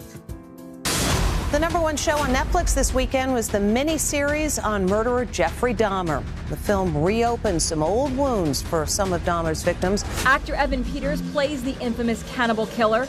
This is the actor, and this is the monstrous Dahmer. Dahmer, a chocolate factory worker, lured unsuspecting young men to his Milwaukee apartment where he drugged and strangled them. He dismembered his victims and ate their body parts. Dahmer's bloody history finally came to an end when a young man he had targeted for death escaped the killer's apartment and alerted cops. Dahmer was arrested and confessed to 17 killings. Now the new Netflix series is bringing memories of Dahmer's vile deeds flooding back. The woman who vented her anger on Dahmer watched the show's recreation of that moment and says, "It felt like reliving it all over again. It brought back all the emotions I was feeling back then." But we're going to discuss why true crime has become such a fascination and how it's really affecting us. But first, angry family members of Jeffrey's victims and some of his survivors say the controversial drama actually re-traumatized them, and they feel it romanticized this monster, Jeffrey Dahmer. Some of them are here today to tell their story so they can be heard. Now, you've seen Hollywood's version. Today, we're going to be talking about the real story, meeting the real people involved and showing you the real monster behind the man. And we'll talk to the sister of one victim today who says the series glorified the man she calls Satan. And later, we're going to show you intimate, never before seen interviews with Jeffrey's own father and stepmother. This has never been seen. Take a look. Jeff did exhibit an interest in the way bones clanked as he picked them up and put them back into the metal pail. There definitely were warning signs that I missed. He roamed around the country roads where we lived and gathered on his bike with big plastic bags the remains of various animals. And he kept these animals and felt them, explored them, their insides. He was extremely secretive and devious. Now, what you just got a glimpse of is all coming up. But first, I want to welcome two men who say they were victims of Jeffrey Dahmer. The difference is they survived. Preston Davis and Billy Capshaw. Gentlemen, it's so good to meet you. And I mean that at two levels. It's good to meet you. And it's good that you're still here and alive and able to be met, because you now know a lot more about this individual you were dealing with, and realize you could easily have been numbers 18 and 19. That's hard to think about. Yes, sir. It's real hard to think about. And it almost happened. You know, I went to the military when I was 17 years old and left home from a place in Arkansas, a little small town. And moving forward, I got to Germany, and there was a jolly guy who introduces me to my next roommate, and it was Jeff Dahmer. That was the first day I was there. Okay, so when you're first there, he Yes. says you're going to have a roommate. This is him. This is Jeff Dahmer. This is Jeff and Dahmer. Preston, how did you meet Jeff? I actually met Jeff. I was in Germany from 1977 to 1980. I had about 8 months left in country. And my sergeant asked me to train a new gentleman, which was Jeffrey Dahmer. And that was July of 79. He told me that he would promote me to sergeant. And so we were out on a field exercise in Belgium, and I was to train him to be a medic. And the last few days of our exercise, our vehicle broke down. And during that time, I was drugged and raped by Jeffrey. At that time, I had no recollection of it. The following month, we were at a Thanksgiving dinner, and I had actually got into an altercation with Jeff, put him out into a blizzard. He came back with blood on his hands, didn't know where he'd been, what he'd done. Now, the only way I found that out was I was on the serial killer website, and I found out I was in a book called The Shrine of Jeffrey Dahmer, which was written by Brian Masters, and it mentioned me by name.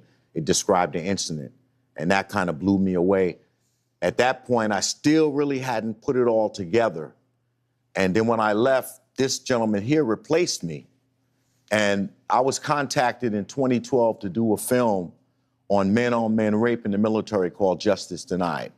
And so that's when I met Billy, and we went to Albuquerque, and we were in that film.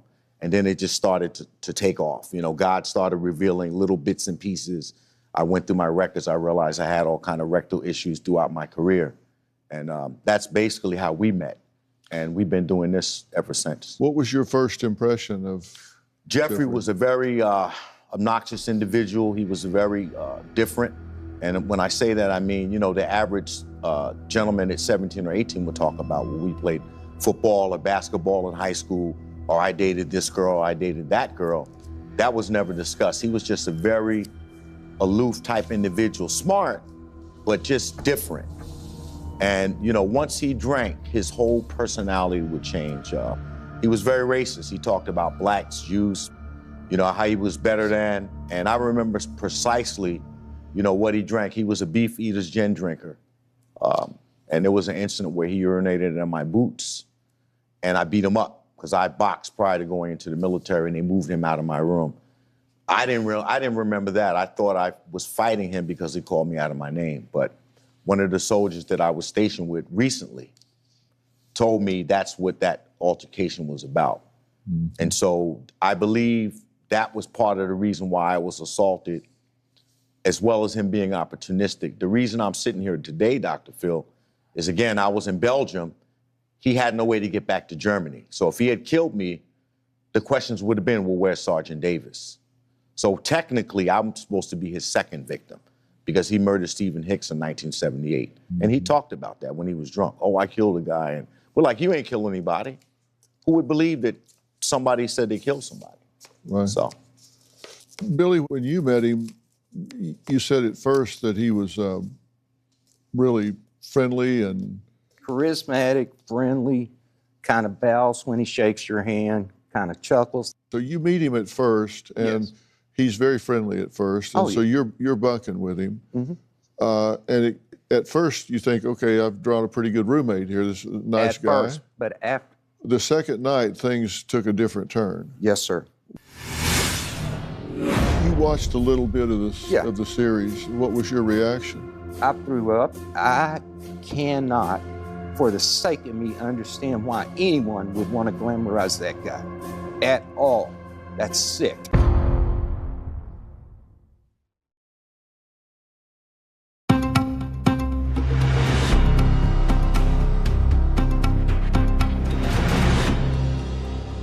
At first, you think, okay, I've drawn a pretty good roommate here. This nice At guy. first, but after. The second night, things took a different turn. Yes, sir. What happened the second night? He raped me, drugged me, and I'd have to, jumped out a window, two-story window, broke my pelvis and my hip. Okay. Now, this was the second night. I was there. Yes, yes, that you were there. Yes, sir. And you said he drugged you and raped you. Yes. And he also beat you. Yes, he beat me so hard that I of course yelled, but if I yelled, he would hit me harder to stop the yelling. I just gave up. I just gave up, you know? And I cannot, for the sake of me, understand why anyone would want to glamorize that guy at all. That's sick. You know, it has to stop. Dr. Phil, I believe the military knew. I spent a many a night laying in my house, and I'm like, how could they not know? Because I was in the military. He had a very short stint. I was in almost 10 years. And so, you know, I knew the structure on how it went. You make formation, which is where you're accounted for, where we have all the cooks, whatever. And then you run, you shower, and then you go to your particular job area. This man never made formation. Jeff made formation when I was there. How in the heck could they not know that this man was being tortured? I wrestled with that, and I finally came to the conclusion that everything in this spiritual realm or in the flesh is not for me to know. Something, God knows all. It's not for me to know, because I would have lost my mind trying to figure out how in the hell did the military, they had to know. They did know. They had to know. I have a letter that was written to me about 10 years ago from a warrant officer. He was under investigation for the death of a man named Hans. He was the last one seen with Hans. He who? Jeff. Jeff was under the investigation, I'm sorry, for the murder of a man named Hans. Yeah, they knew. You watched a little bit of the series. What was your reaction? I threw up. Made me sick to think that someone would take advantage of a community, a black community, African-American community, LGBTQ community. All these people that I've been fighting for since I've got hurt. All these people that, and then some guy comes in, and I have a better choice of words I can't use on TV, comes in and undermines everything that these people stand for. I think he re-victimized them, re-traumatized them, shamed them, the whole gamut. They call me, you know. This lady and this guy from Netflix call me. I am not doing anything for them like that. And I said, if it's to glamorize them, I'm hanging up right now. And she started to try to explain to me what they were doing, and I got off the phone. I'm not doing it. Have you watched any of it? Yes, I did watch it. I felt it was over the top. They didn't need to present it the way that they did. I think it was insensitive for the way it was done.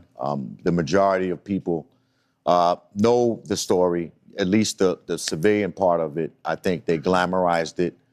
But on the other token, I felt that overall it needed to be told because there are people like myself and people in the audience that serial killers are normal. They look normal, they talk normal, they act normal. And so the public needs to be aware that there are people walking amongst us that are potential killers. They got the character wrong in the movie, by the way.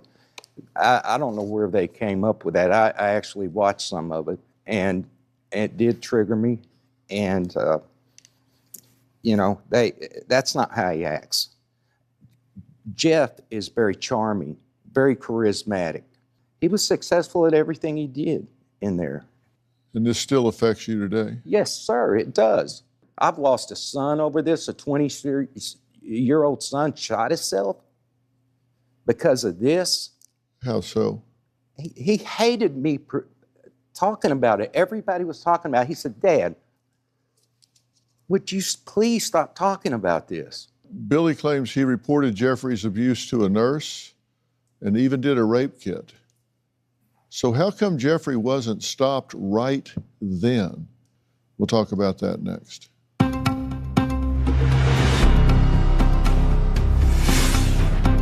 broke your hand, he broke your foot. Yes. He stabbed you. He stabbed me, I think we counted 30 times. And this actually is a fingerprint right here. I see that. Grab him here and choke.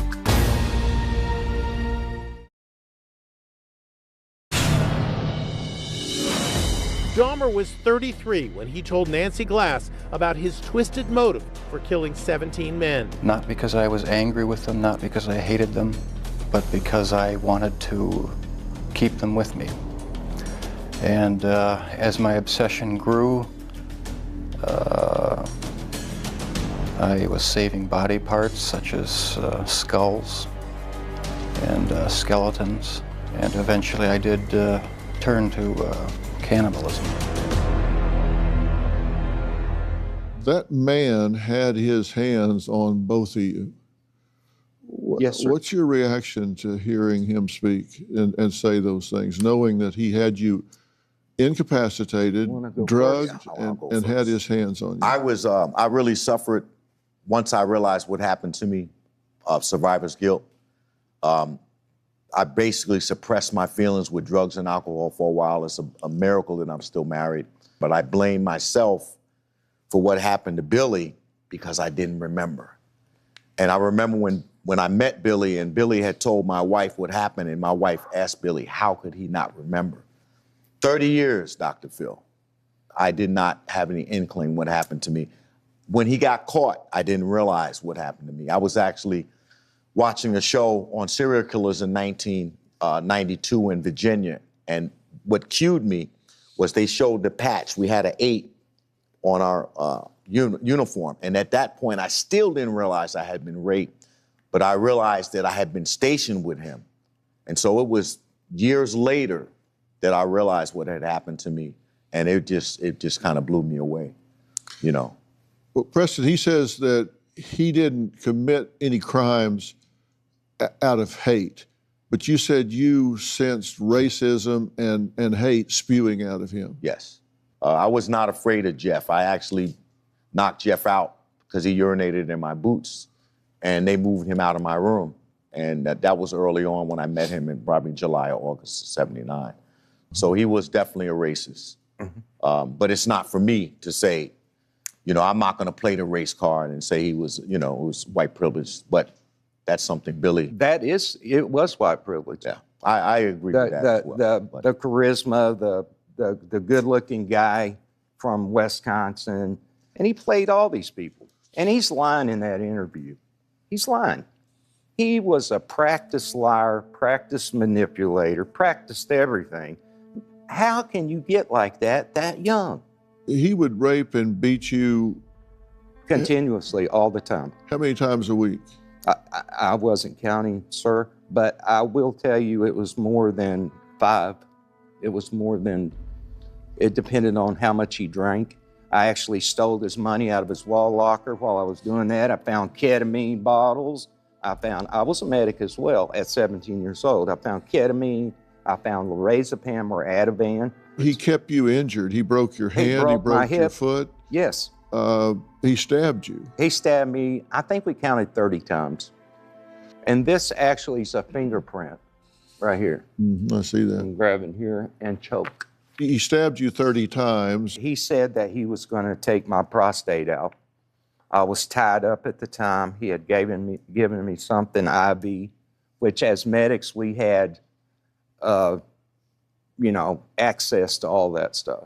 You're in the military. We're in you the had military. a rape kit done. You would never think that this would happen. You told a nurse you had a rape kit done. Right. What happened? She threw it away.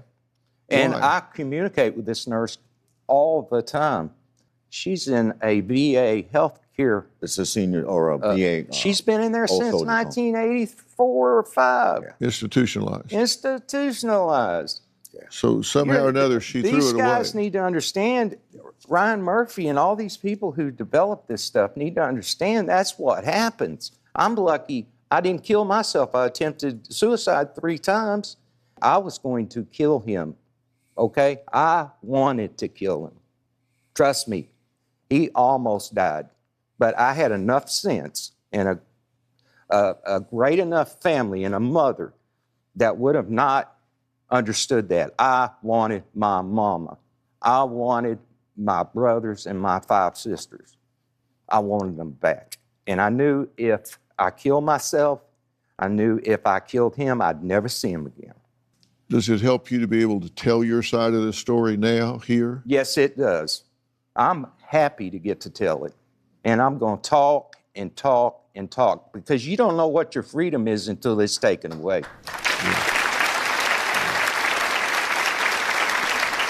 You said you were afraid to report this. What do you think would have happened if you had said My own this? people would have killed me. They would have. Your unit? They would have, yes. Yes. Yeah. Back then, you were not allowed to be gay, and that was the first thing they would have thought. I didn't tell my own father, okay? My mother knew it already. I was going to a psychiatrist and nobody even knew. And, it's just hard, the shame that you get from a community.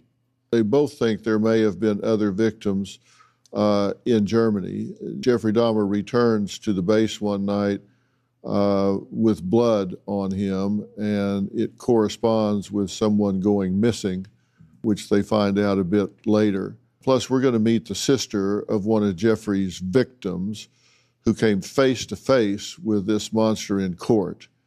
She said she is sickened by how the Netflix series glorified the man who she called Satan.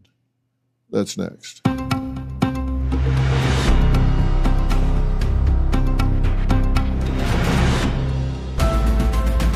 Only the sister of Errol Lindsay was unable to contain her rage. I don't want to ever see my mother have to go through this again. Jeffrey, I hate you! I hate you!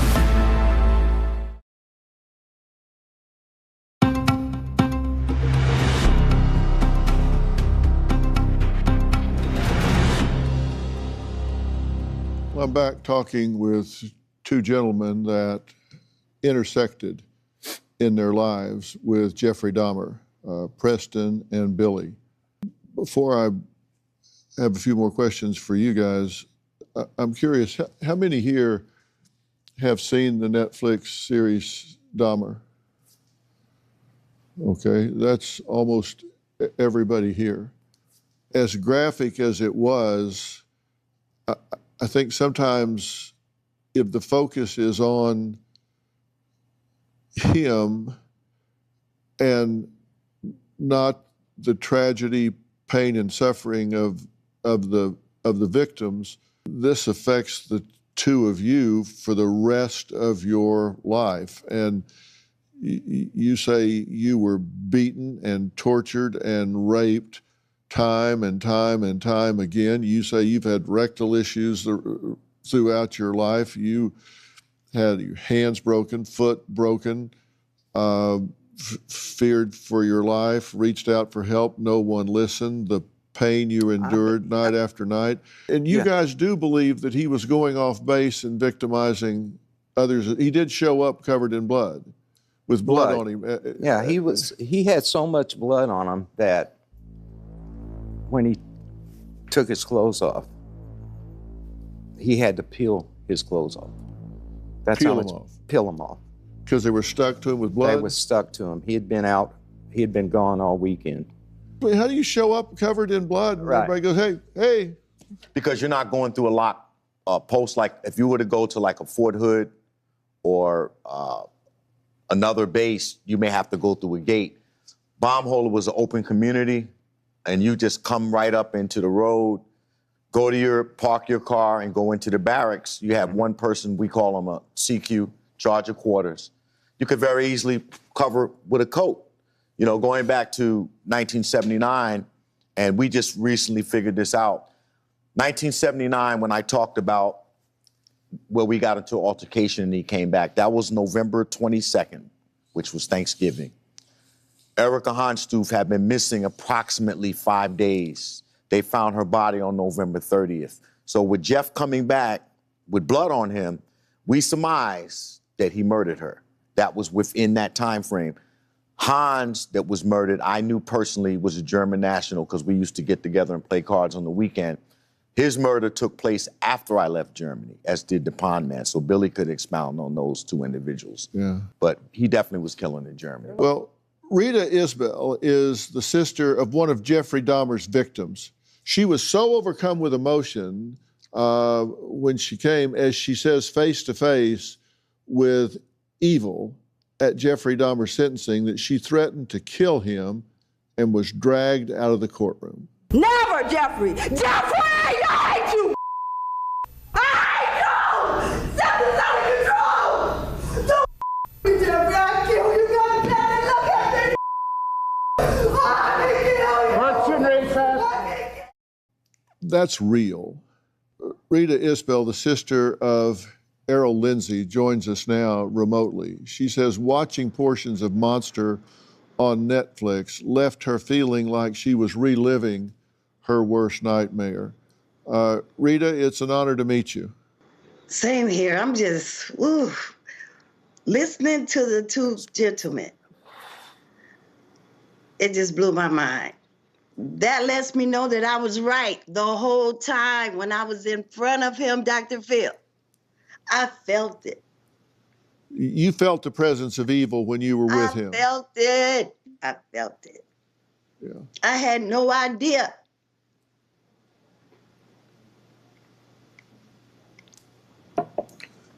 I'm sorry. No, it's okay. It's okay. Just talk through the tears. What did you feel like? What did you feel a presence when you looked him in the eye? I was face to face with Satan himself. My brother was the one he drilled the hole in the head and poured the acid in. And my brother woke up and told him he had a headache, so therefore he had to kill him then. That's when he strangled him.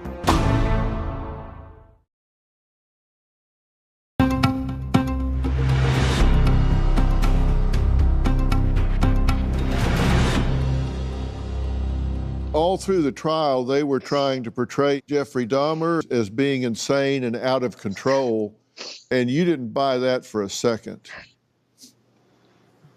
No. You thought this was purposeful, intentional, and he knew exactly what the hell he was doing. You heard the two gentlemen. Yes. He started out with them and brought it on to Milwaukee. Did you know that your brother had met him at the time, or was this something that you learned after the fact? I learned after the fact. After the fact. I'm still learning. I'm still learning right today. And what weighs on you the most heavily, Rita? Every time I think that I'm done with the story, new stories come out, just like today. I feel so bad for the two gentlemen. I really feel bad for you. I do. That's why I'm crying right now. I'm crying for them. When you think about this, do you think about Jeffrey Dahmer, or do you think about what your brother went through? What is it that haunts you the most? Well, 31 years ago, the time has passed, so I was kind of dealing with it. But since the movie came out, and the way he told the movie and showed the movie and lied about him contacting us, he didn't contact none of us. And he said that he did, Ryan Murphy. He did not contact you or anyone in your family? No. No. Let me read you a statement that he made. Ryan Murphy, the creator of the series Monster, claims he did reach out to victims prior to production of Monster. According to the Hollywood Reporter, quote, over the course of the three and a half years when we were really writing it, working on it, we reached out to around 20 of the victims' families and friends, trying to get input, trying to talk to people, and not a single person responded to us in that process. So we relied very, very heavily on our incredible group of researchers who, I don't even know how they found a lot of this stuff, but it was just like a night and day effort to us trying to uncover the truth of these people. Don't act like you know me. You know, don't act like you know that history of that trauma. She don't know nothing. And I said she should have listened to me and the families. They could have toned that down. They could have toned it down. Well, Dr. Phil, I want to say this, and Rita, I'm sorry for your loss. To me, it should have never got to the 17. I can understand me because I was drugged and it was a one-time incident. But knowing the military for 10 years, they could have stopped it with him. And Rita, none of this was portrayed, and your brother lost his life. Tell us about your brother. Well, he just went to go and get a key made and ran into Jeffrey Dahmer. He asked him, would you like to make extra money doing our jobs? He said, yeah, let me go in here and get this done and come back out. He came back out. He told him, well, you have to come back with me to my apartment for more details. My brother was the one he drilled the hole in the head and poured the acid in. And my brother woke up and told him he had a headache, so therefore he had to kill him then. That's when he strangled him. Yes, child. Jeffrey Dahmer, like they said, he should have been caught many years ago. He had his way here in Milwaukee. Jeffrey Dahmer owned Milwaukee.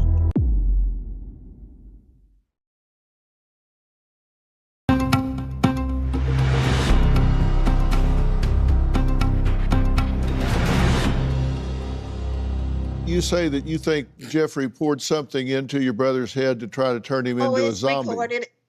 Yeah, that's what happened. According to what Jeffrey Dahmer said, the gentleman was saying that the military knew about it. I feel that the police department here, they knew about it too. He had his way here in Milwaukee. Jeffrey Dahmer owned Milwaukee. He robbed you of your brother, and he robbed your brother of this whole life he had stretching ahead of him. And describe your brother growing up. I mean, this is a young man that you love dearly. Yes, he was more like my son than my brother. Very outgoing, very strong personality. He was a big brother to my children. He loved sports. He loved to eat. He tried to cook. There's not a whole lot you can tell because he was just what, 34 days of being 19. His birthday was March 3rd. He left home April 7th. And I don't know if he even knew that he had children on the way. Well, I think it's so important that you have the voice and you're able to put this in perspective so people don't buy this fiction, this fantasy about who Jeffrey Dahmer was, because this was a cold-blooded, calculated killer. And there's no other way to spin that. This was a premeditated, planful, calculating killer that preyed upon those that he could get an advantage on, that he could get leverage on, including this young brother of yours. And I just so hate that for you. I hate what he was robbed of. I hate what you were robbed of.